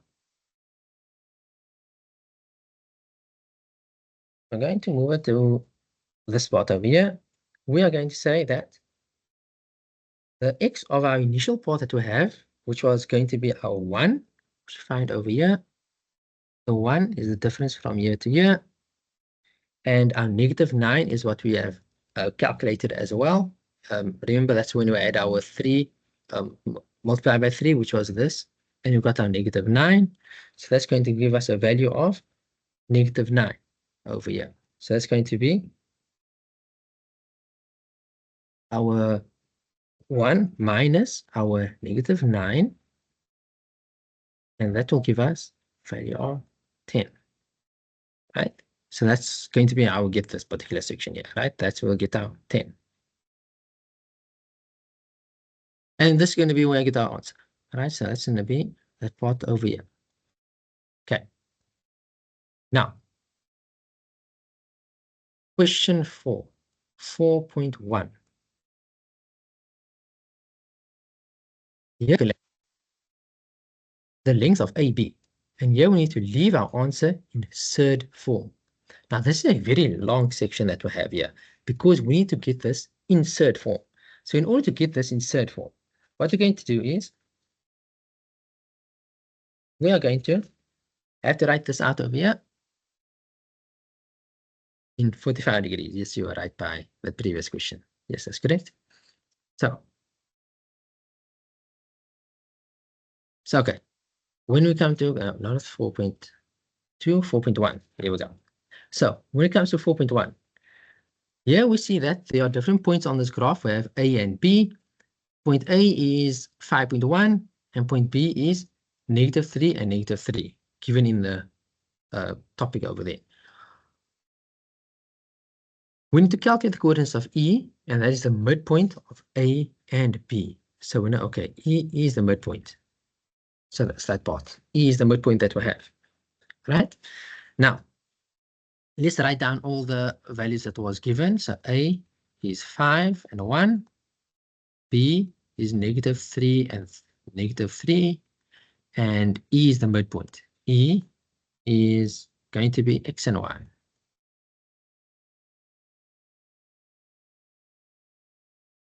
Okay, I see someone have answered there already. Yes, you are correct.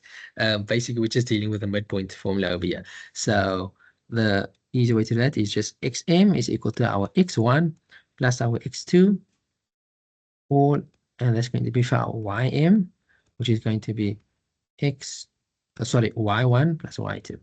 y1 plus y2 all over 2. Okay, I'll go back to that now. Let me just finish this part quickly.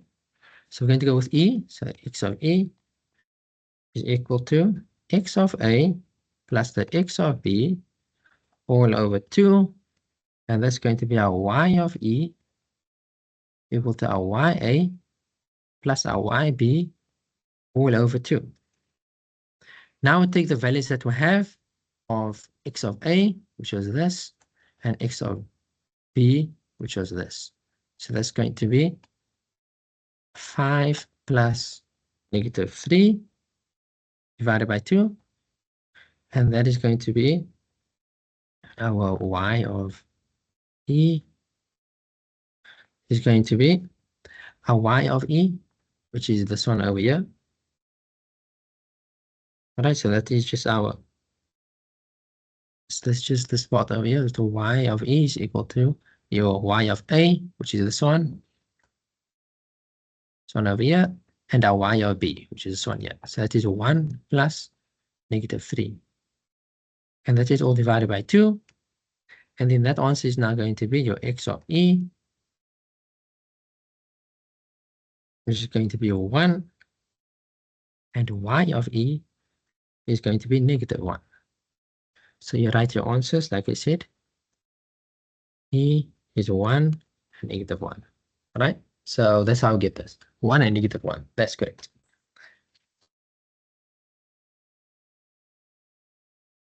Okay.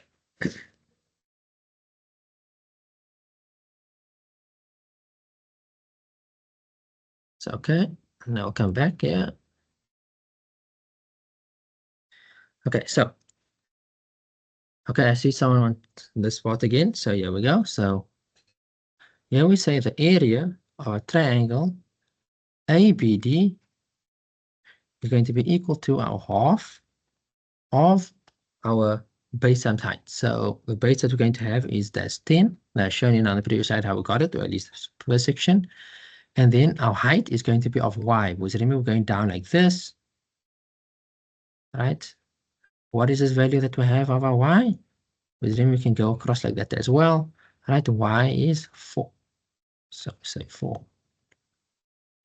And that value is equal to 20. So what you could actually say is that we have a triangle like this. You have a value of 20 as the area, because they will say the angle of the area of that angle. Now, the value of your A in this particular section is here, 3 and 4, and S was given as well. S was -15 and 15. Remember that was given over here in the previous question. So in order to calculate now with that particular, we're going to deal with this. I'm going to take this away.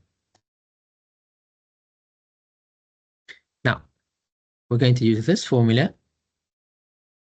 So your D of your A is, right, we want to see the distance that you have, because they're speaking of the different values that we have, the length that we have. So in this, it was different to your physical formula to have. So you just want to take this long piece, and you're going to say that's going to be, which you'll find on your formula sheet. So it is XA minus your X of S, because we're dealing with S over here, squared plus your Y of both of those. So Y of A plus your y of s, all squared. Now we take these values of s, so like I said, let me just write s down just in case. So remember, s was your negative 15 and y was your negative 2. As seen is the one on the previous slides. So that's going to be this particular section. Now I'm just going to fill in our values. So in this case, we take what we have. So x of a was 3, because we got it over here, minus your x of s, which is negative 15. All of that needs to be squared, so we can put this entire thing in squared. Y of a is going to be y of a, so that's 4, plus y of s, which is going to be negative 2. Squared, and then what we'll see is that the distance that we got for AS is equal to, and they said we're going to have this, we're going to put this in, like, we leave it in third form rather, like, because it's just a bit easier, because as you can see, this is in third form, which is going to be deal with much better. So we're going to have that as 6, 10. You type in the calculator, that's the answer you'll get. So we know that the length of AC is 605. Now, that's not done. That's just now of our length of our AS. Now, if we take this and put it in a triangle, we calculate the other triangle now. So that was the first one, area now of triangle ASC. That's going to be equal to, same formula, but this is now going to be for our sine. You're using our sine formula, right? So it's not of a normal, it's not the half base times height. This is going to be your half that you have, and then your AS, which is going to be that line, times the other side that we know as well, which is AC, multiplied by the angle that you want, which was this over here. So the sine of angle A. Okay, now that we have that, what is each of it? Well, if we're going to write that out, we can use those values. We don't have to, like, say the entire now AS and AC. We're just going to give it as normal values. So that is going to be our half, which we will write down over there. And the AS is going to be just our C that we have, and our AC is going to be 5. We're going to multiply this by sine of A, and now we're going to put all of this together. This was our AC. That's where I get it. And this S that I'm just going to say like normal, our S is going to be what I just calculated here, which was 6 times square root 10. So we write all of that together. Our half is going to be our 6 by 10, and this is going to be our 6 by 5, which we got over here as our AC, right? So as our AC, and we calculated our AS in the previous one, which was this over here. I just wanted to give it like normal value so you can follow along as well. This was just of C and that's of S, but if you write down the values, that's what we'll have. But that's not everything that we had. Remember the answer that we also got here previously was of 45. The angle of BAC is 45. So we're going to use this sine of 45. So sine of angle A, because it's this angle over here, 45. So that is sine of 45. We type all of this in the calculator, and you'll see that you get the area of this is going to be area of triangle ASC, because it's this one over here, is equal to 90. Now, the question asked for the area, if we move on to the next slide, here we go, the area of ABD divided by the area of triangle ASC. So the triangle of ASC is what we just calculated, which was now 90, and the one that I had initially, which was triangle ABD,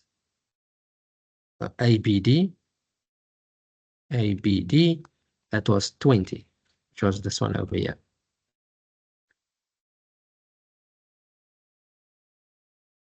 Okay, where is I put that? Oh yeah, yes, yeah, 20.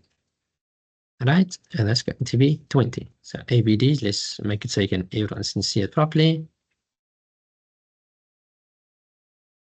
Triangle ABD is 20. So now just write it as they wanted it. So that is going to be area of triangle ABD all over area of triangle ASC. So that's going to now give you 20 divided by 90. Those two can cancel, so you can have an answer of 2 over 9. If you want to be a bit extra and still write it to decimal places, that will give you an answer of 0.22. And that will give you a very long answer, but it will give you 5 marks. Okay, now going back to question 4. So we're done through this one. Now we'll go to 4.2. Right, so for 4.2, here we see calculate the length of AB. Leave your answer in third form. So we're going to use that formula once again that I've just shown you now as well. So they're speaking of A and B. So we use A's values, B's values. The formula that we're going to deal with is D of which line? A and B. So that's going to be a square root.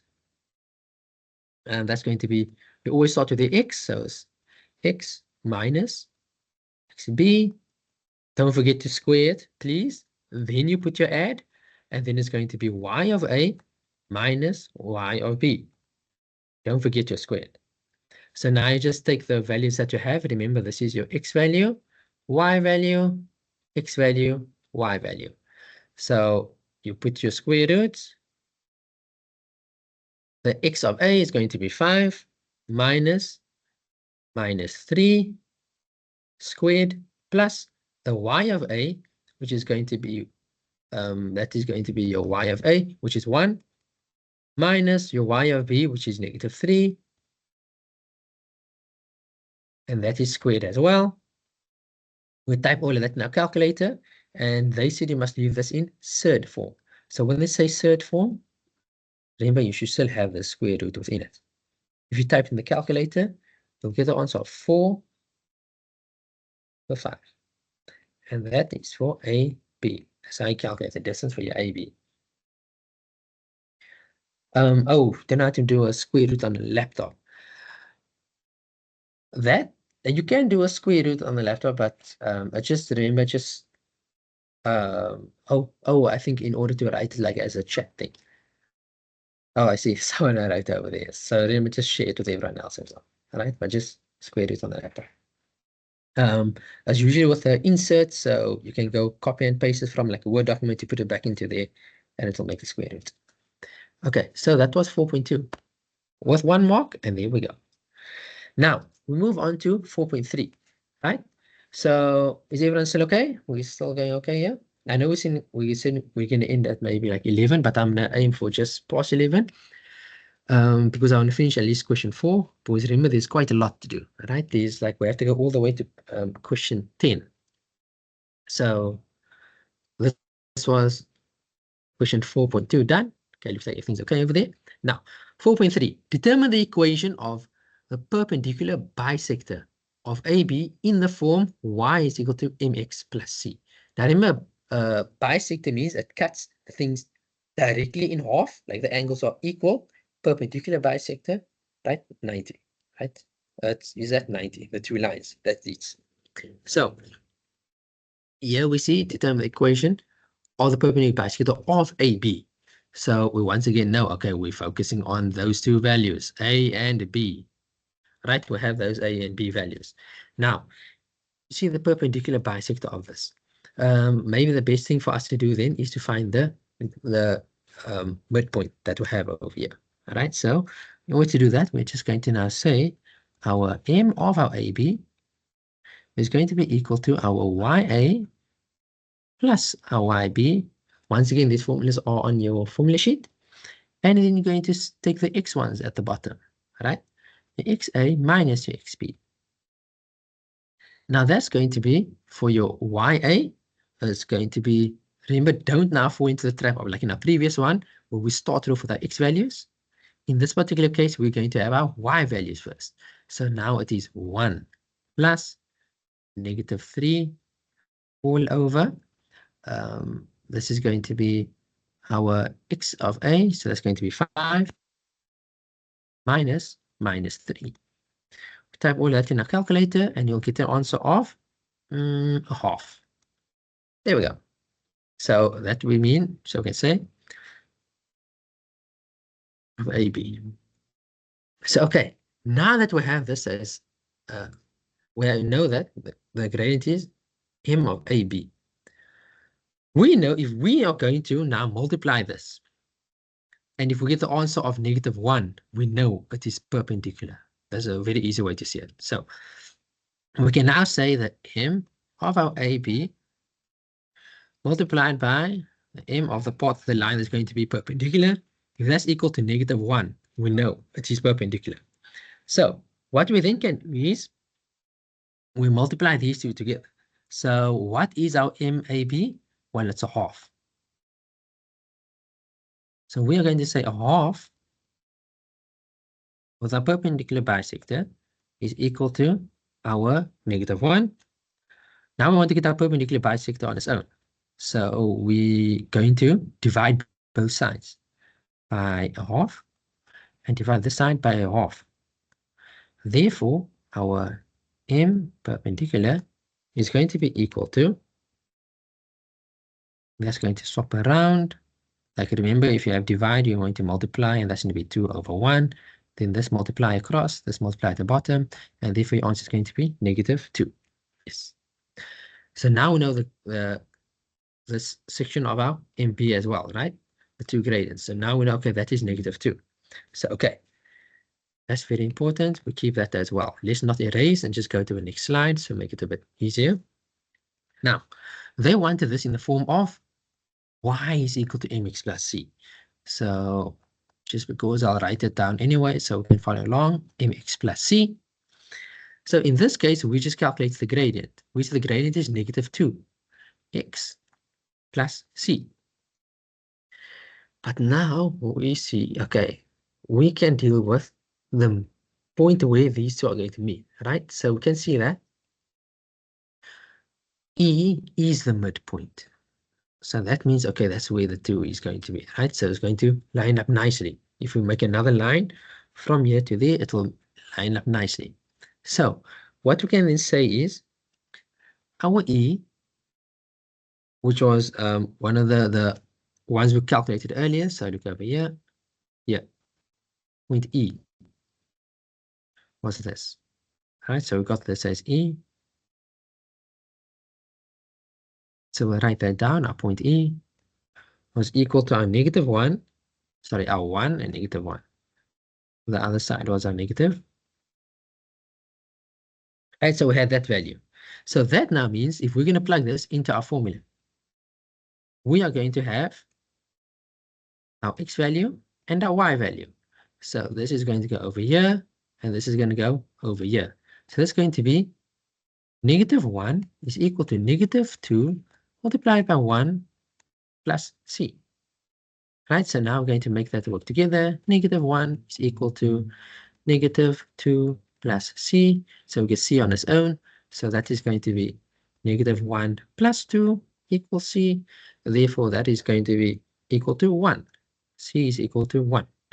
So then the final answer that we're going to have now, because we already know this section here, we can then say our final answer now that we know C as well is going to be y is equal to -2x plus 1.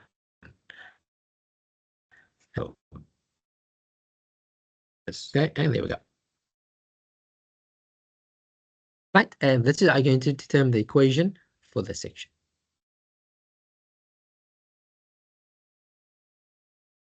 Yes, the two should be multiplied by each other, the gradients, and it'll give you -1. And that's how we got it.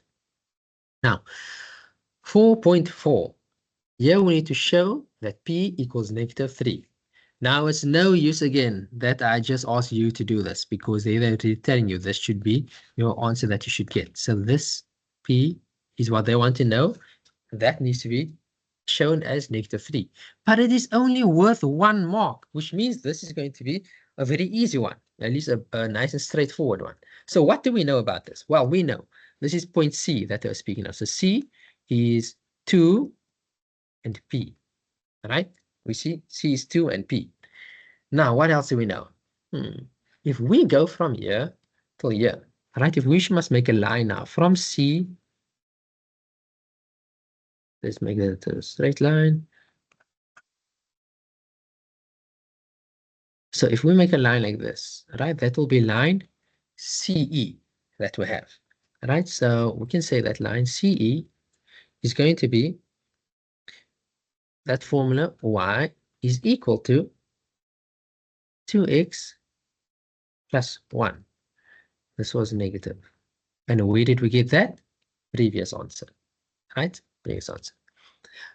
So, okay, like over here, right? There you can see this is where we got this line, right? So that's this line. Now, we have this particular section. Now, all we have to do is we need to plug in the value that we have. So, okay, here we see this is x, this is y. Let's plug it into this formula.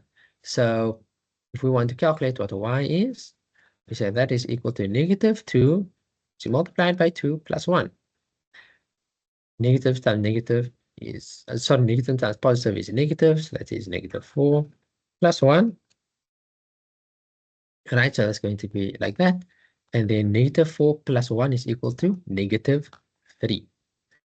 So therefore, you can say P is equal to -3. And that's your 1 mark. Okay.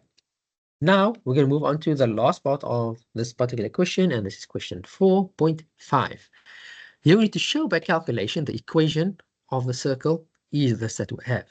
And now this is actually going to be worth 4 marks. So it's going to be a very long one that we have. So I'm going to now give you guys 4 minutes, and then we're going to try and end at about like maybe half past, maybe even earlier, depending on how we do this particular section. And then we'll have a break after that. All right. So now everyone is trying out question 4.5.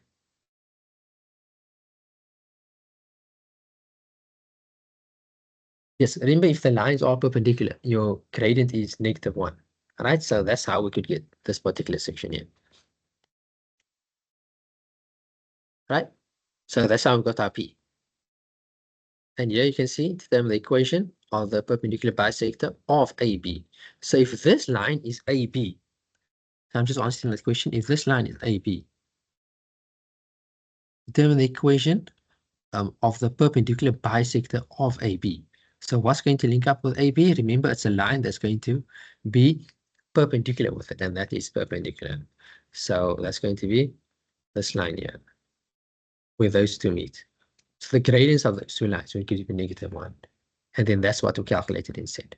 Right? So we wanted to find out what is the line of EC. And that equation, we entered it as y is equal to mx plus c, and then eventually we calculated to get to this. So I hope that also answered your question. Okay. Okay, so it is not a focus as well. Okay, let's just check. Let's just go to the question paper. Okay, okay, seeing that the E is a 4.6, okay, let me then answer 4.5 for you instead. Okay, so here we have all our values that we have over here. All right, so this goes through here. E is the midpoint, and that's going to be this section here. Right, that's going to be that part over here. Now, what we're going to now see is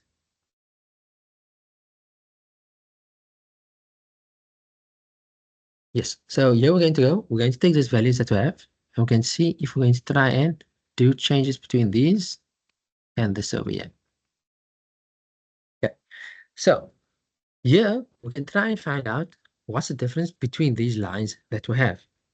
So we're going to try and see now what is the, or at least what we would like to find out is what is the coordinates of the center of the circle. And here we say, okay, the coordinates of the center of the circle is C, which is what we just done. If you look at the previous one, we said P is -3. So we know the center of the circle is C is equal to 2 and P. Now, if we are going to make lines like that from here to the edge of the circle, from here to the edge of the circle, what does that make it? Where we go from the center to the edge of the circle, we know it's the radius, right? Our radius like this. Now, we're going to try and use that values. So in order to deal with this within our calculations. So we're going to take out different values of certain points using the center of the circle. And that formula that we're going to be dealing with is going to be of a particular point minus the first point of your circle. Let's just call it A. And we say that's squared plus the next point that you want to use minus the point of the circle, which is B, is equal to that squared. And that is going to be your radius squared. This was -3, so I had to write that over there. It's -3. This is -3, yeah. Right, so we have it like this. So now we say, okay, this is the coordinates of the center of our circle, right? This is the center of circle. Righto. Now that we have that over here, we're going to plug in our values, and then from there, we'll be able to find out what's the value of one of our other points, right? So we're going to now say this is x minus, and then our A, which is going to be our first point as our center of our circle, which was our x value, which was 2, right? We have it like that. And remember, always squared plus y, which could be any other value, minus your y value of your center of the circle, which is -3. Right? And you're going to say all of that is squared, and that is going to be equal to your radius, right? R squared, which is going to deal with both of this on the side. Now, when you have it like that, you will then type this in your formula. So here you can see that is x minus 2 squared, and y minus multiplied by minus is a positive. All right, so we can write that down. X minus 2 squared plus y plus 3 squared is equal to r squared. Right, so this is our first point that we have, this section here. Now, and that is when you dealt with the center of the circle, using that point. If we want to change this up and use another point, which is this, we will go over and use that point just to see what the radius is going to be. All right, so now we can say for B, we'll use the endpoint of our circle. So -3 and -3. So now we're going to say, we use this formula that we just made now as well. We're going to use that point and plug it into here to see the radius. So that is now going to be x minus 2 squared plus y plus 3 squared. So I'm going to write that over here. We're going to plug that values in. So I'll just rewrite it for everyone to follow along. Squared plus, remember this was y plus 3 squared. We put these values now in, which is any other point. So in this case, it's -3 minus 2 squared plus our -3 plus 3 squared. And that is going to now be equal to -3 times -3 minus 2 is going to be -5 squared. And -3 plus 3 is going to be 0 squared. And then based on that, remember all of these are equal to our r squared, which is our radius, which is trying to see. So that is actually going to be the square root of -5, or at least not the square root, sorry, the square is going to be 25, is equal to our r squared. There we go. All right, so that's going to be our r squared. Now from that is going to be where we can now take this and plug it into our value to our original equation that we had. So this equation, we're going to take this as r squared. We're not going to change it up or anything from there. We're going to plug it into this formula. Just to now make sure that we get this answer here. So step by step wise again, all I done was we looked what the center of the circle is. We used this formula in order to use the center of the circle, and we lined up with one of the other points, right, to get the radius. Then we got our radius over here as 25. Now I'm going to take that answer of 25. So just remember that is r squared is equal to 25, right?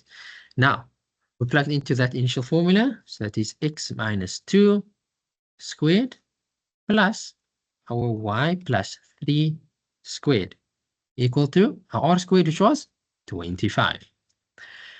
Now, if we have x minus 2 squared, that is the same as writing as x minus 2, x minus 2. And then same on the side, y plus 3 squared is the same as saying y plus 3, y plus 3. And that's equal to 25. Right, so I have it like this. Now all we have to do is we have to multiply the brackets together.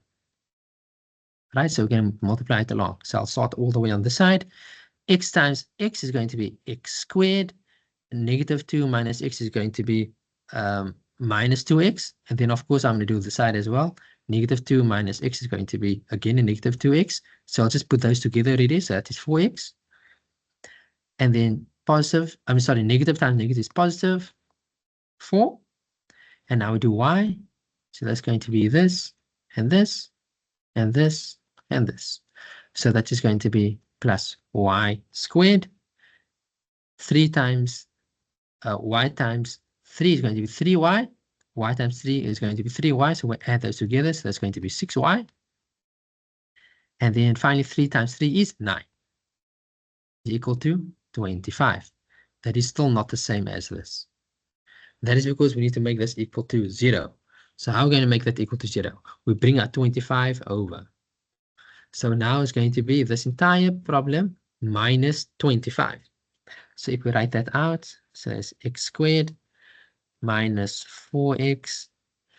I'm going to put all of my constant numbers together. So let's just put it as y squared plus 6y.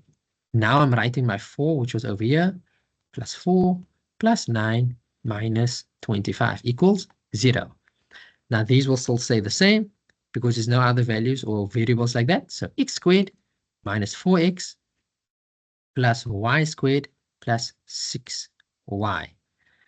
If you're going to add this together, 9 plus 4 is 13, and then 13 minus 25 is going to be negative 12, equal 0. And hey, look at that. Very long, but that's how we got to that answer. Right? There we go. Yes, no, you're right that r is normally 5, but that's going to be when we square root it as well. We didn't take that square. Right? So have this over here. Okay, we leave it as r squared because of that formula. We had to want to plug it back into, which was this formula here. Right, so this formula. As you can see, it was r squared. So we didn't want to use the square root of it. But you are right there. R on its own would be 5. Final one. Calculate the values of t for which the straight line, which is y equal to tx plus 8, will not intersect the circle. Now remember, please do not get confused by those words by intersect and bisect. Bisect would cut a certain point perfectly in half, where the angles on both sides is equal. Intersect is when it will cut it, and then one might be 12 and the other one might be 56 or something, just a different angle like that. All right. So you're going to have to see how this actually works as well. Now, in this one that we have, here they say we to calculate the value of t for which the straight line y is equal to tx plus 8 will not intersect the circle. So what that basically means is, if we have the value of, let's say 8, so that is going to be where our y coordinate could be. So let's say we have a big circle over here. And let's say, for instance, it's on a number line. Then let's say 8 is all the way up over here. So that's going to be a number line over here. That's our y. Let's say that is where we find 8. So what they basically want is, let's say, for instance, we have a point A and a point B. If we have lines, right, it needs to now go from here and it needs to go until it gets through A. Then another one also through A. Sorry, through 8. And all of it goes through 8. It's going to do the same that way as well as here by B is going to go all the way up. right? Let's go there. What they don't want to see is, they don't want to see now when these won't intersect in the circle, right? So we don't want n over 2 to be crossing over with each other over there. Now, the way we're going to deal with that is, here is all ink on slide.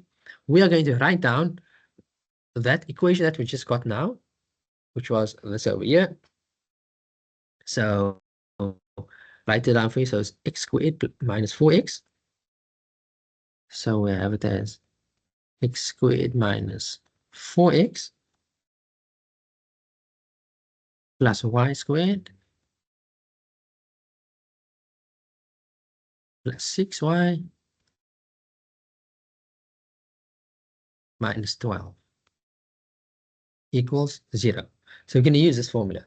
But in this particular case, what we're going to do is, we are going to say that wherever we see our x that we're going to have over here, we're going to replace it with what was given to us, this, right? Not when we see our y, right? So that y is equal to tx plus 8. So that is going to be our x squared minus 4x plus y is now going to be replaced by this. So it's tx plus 8 squared plus 16 tx plus 8 minus 12 equals 0. There we go. Right? So everyone got this part, right? So that's how it works. Now, a way we can think about this is, when we have it as a squared, this is actually tx plus 8, which means these need to be multiplied also with each other every time. So if we are going to write that now together, all right, that's now going to be our x squared minus our 4x. This is going to be our tx squared. All right, so that's going to be over like that. That's going to be tx squared. And this is going to be tx plus 8, or at least 8tx. And then again, we're going to go this one plus 8tx. Not 16y, but 6y actually for me, sir. Okay, thank you for that. Let me see. Thank you. Thank you. Thank you. Otherwise, I would have done the whole part now. Thank you. Thank you. That was not 16y, check formula, 6y, correct. Oh, this was my plus. That looked a bit weird. That's okay, thanks. Plus 6y. So that is 6y dx. So I done this, I done this, I done this, and then 64. Right? 64. And then I should have all the others as well. Plus 6tx, because now this is going into here, and I'm glad I saw that before the time as well. And then we have 6 times 8 is going to be 45 minus 12 equals 0. Very long line over there. Now we look at everything that we have, and we try and cancel things that we need and don't need. All right. So in this particular case, what you will see is that, okay, we have x squared. I can write that over there. We have our 4x, which is this one over here. Where is all our tx's? All right, we have our tx, which is here. We have tx that's here, and we have tx that's here. All right, so we know 8 plus 8 is 16, right? And then 16 plus another 6 is going to be 24. All right, so it's going to be over there. No, sorry, 22. Yeah, 22x. So it's going to be like this. So instead, what we can do is, I'm actually going to start factoring out certain things right now. So I'm going to take this as x squared 1 plus t plus my 22x, or sorry, tx, minus my 4x plus 100 is equal to 0. Now, where I got these things from? This x squared, if I'm going to factor it out, I'm actually taking this x squared with this part here. These two are put together. So this x squared. X squared multiplied by 1 is this one over here. X plus tx is that. All right, so it will give tx. This 4x, this 4x is this 4x over here. The tx's, I put all of those together, and that's tx, and then all my constants is 100. So the only thing I've done here was I factored out that x squared. Now, that's not the only thing we can actually factor out. So now if we move on to another slide, what we can actually do is, so I can show you from here, these two can also have a factor that can be factored out. And what is that? The x's. Here you see there's an x, and here's an x. So instead, I can rather take this x out. So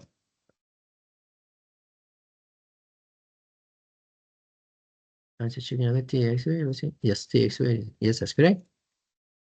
Where does the 1 plus tx come from? So look over here again. I don't know if how to pronounce your surname, Gillian. You can see over here. This 1 plus tx. I started rather grouping everything together, all the things that I had, and what I grouped together was all my 4x is on its own. All right. This x squared is x squared here, and this particular section had an x squared.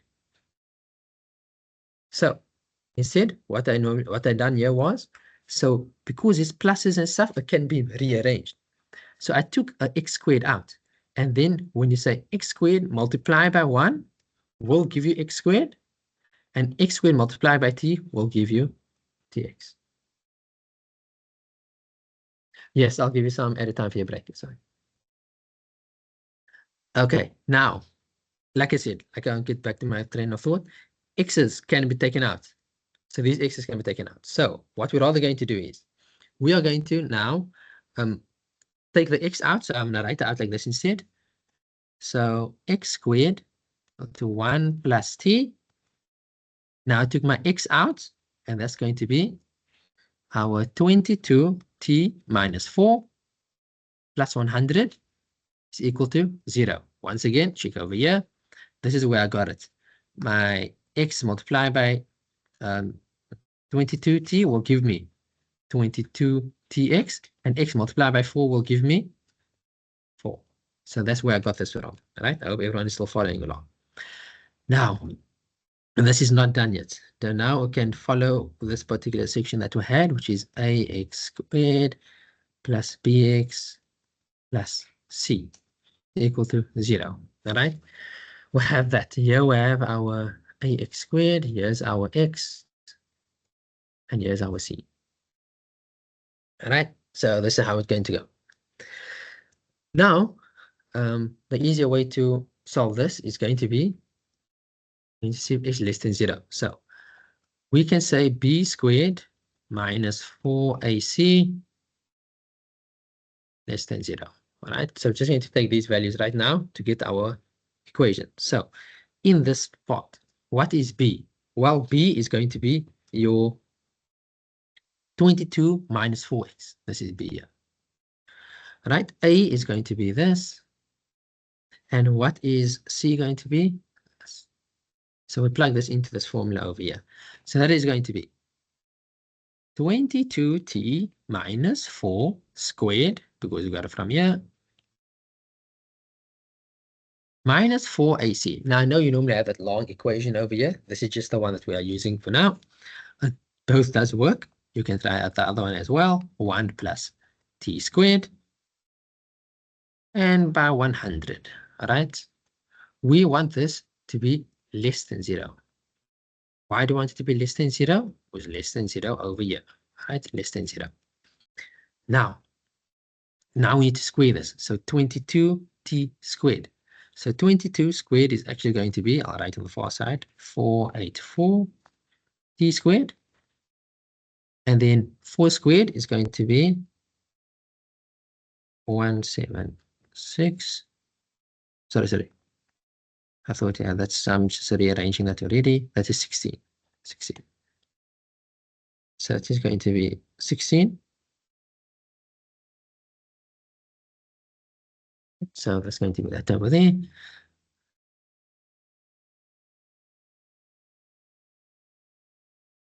Let's take this away. don't square it like that. What you'd rather do is just write it like this. 22t minus 4 next to each other. 22t minus 4. There we go. Minus 4, 1 plus t squared, 100. And then you multiply the inwards like that. Don't do that mistake. Bring that over, bring that over. And there we go. Now, 22t multiplied by 22t is actually 484 t squared. I know it's a very long sum, but that's what I have over here, guys. And then 22 minus, multiplied by 4 is equal to 176 t. And then 4 multiply, negative times negative is positive, 16. Okay. And then that should be all of that. And now I move over to the next side. And here we have our 4 that goes into here. All right, so our 4 goes into here, and that's by 1. That's going to be by t as well. So instead, we'll just say that it's going to be, at least we can leave this brackets, so don't expand it too much. So what you'd rather do is you take this. There we go. You take the parts that you already see, so it's actually this multiplied by each other. So that's minus 400. And then you leave this 1 plus t squared. Yeah. Okay, now we have t squares over there. Now we can actually link all of these things up once again. So we'll move on to the next slide. Bring over what we have. 484 t squared. Was that going to be equal with anything else? Minus 176t minus our 16 minus our 400 minus our 400 t squared. And where did we get that? Because now we multiplied it in. There we go. And all of this is still less than 0. So that's that over there. Okay. Now, is there any numbers that this can actually be divided by? Right? So here we can see that we have 176, whatever. Okay, is there any similarities? Yes. Instead of dividing, you see what is your like terms. Here's a t squared, here's a t squared. So 484 minus 400 is going to just be 84 t squared minus 176 t. And then you say negative 16 minus 400 is now going to, of course, be, yes, that's actually going to be negative. So actually it's going to go further from there. And just here, I didn't write it wrong. Negative is positive. Oh, yes. Here, you have your negative times positive is negative. So yes, that's fine. So that's going to be 384. Okay, let me just check that quickly. Now I think it's negative 16 minus 400. Yes, 416, which is going further in the number line. So that is, yes, guys, this is a very long sum. This is worth 6 marks. So that's actually going to be 416. 416 is equal to all of that. Okay, and then with this, now we have, there's a 3 decimal parts. So now what we need to do is, now we need to go and see what the quadratic of this formula is. So if you think it was done, you're not done yet. Because now we're going to deal with t is equal to your negative b. So we're going to go through the entire thing. This is the plus minus p squared minus 4ac all over our 2a. Well, what is our a? Our a is this. This is our b. This is our c. So now I'm going to go to the next slide and plug all of these values in. So that's going to be t is equal to negative 176 plus minus. That is going to be our 176 So it'll be minus 4 times 84. And then here was 460, negative 416. Negative 416. All of that is divided by my b, which is 2 times 84. And then this is going to give you values for your positive side and values for your negative side. The positive side and negative side. So now let's type all this in the calculator, and then we're going to get that answer. All right. So let's see if you guys get that as well. Everyone try typing it out as well, just to make sure. With my initial value, I had it as 384. So I just need to do it again with 416. So here we go. Let's see if anyone can get the answer. We can type it faster.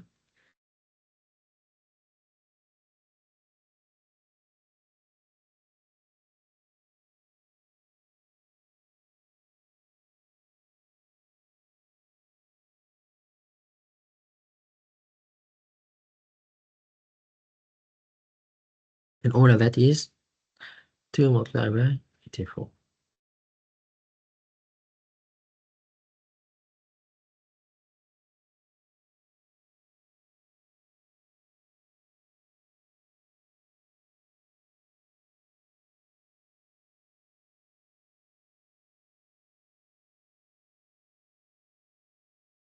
Are you sure you got that correct answers there? Remember, is negative 176 plus in square root 176 minus 4. Yes, no, yes, you're right, you're right. I forgot my square there. That's why I always bring that over. Yeah, it's supposed to be squared. Yes, something look different. So this is squared. There we go. So you correct. So the one answer is going to be equal to 1.41, and the other one is going to be equal to minus negative 3.51. There we go. And that's how it's going to look. So if we actually have it like this, that's how your values will actually then look. If you have a graph, you're going to have it as your 1.41, and then you have it as negative 3.51. That's going to be where it will turn. So it goes like that, comes up. That's where you reach the x-axis. That's over there. So then, therefore, you're going to say t is an element of negative 3.5. So 3.5, that part.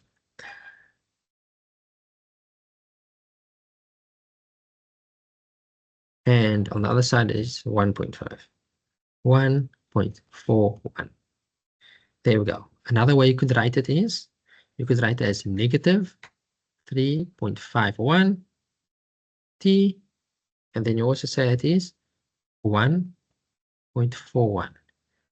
And that is the values of t, where it will not intersect with the circle.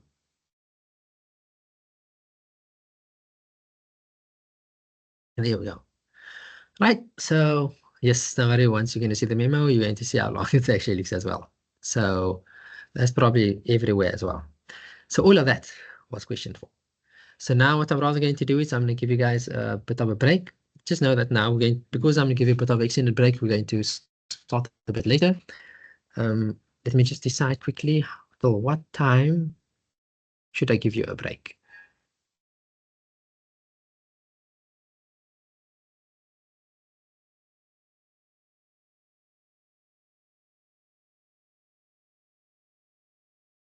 Okay, so no, remember if you're going to start at 1, then that means no, no.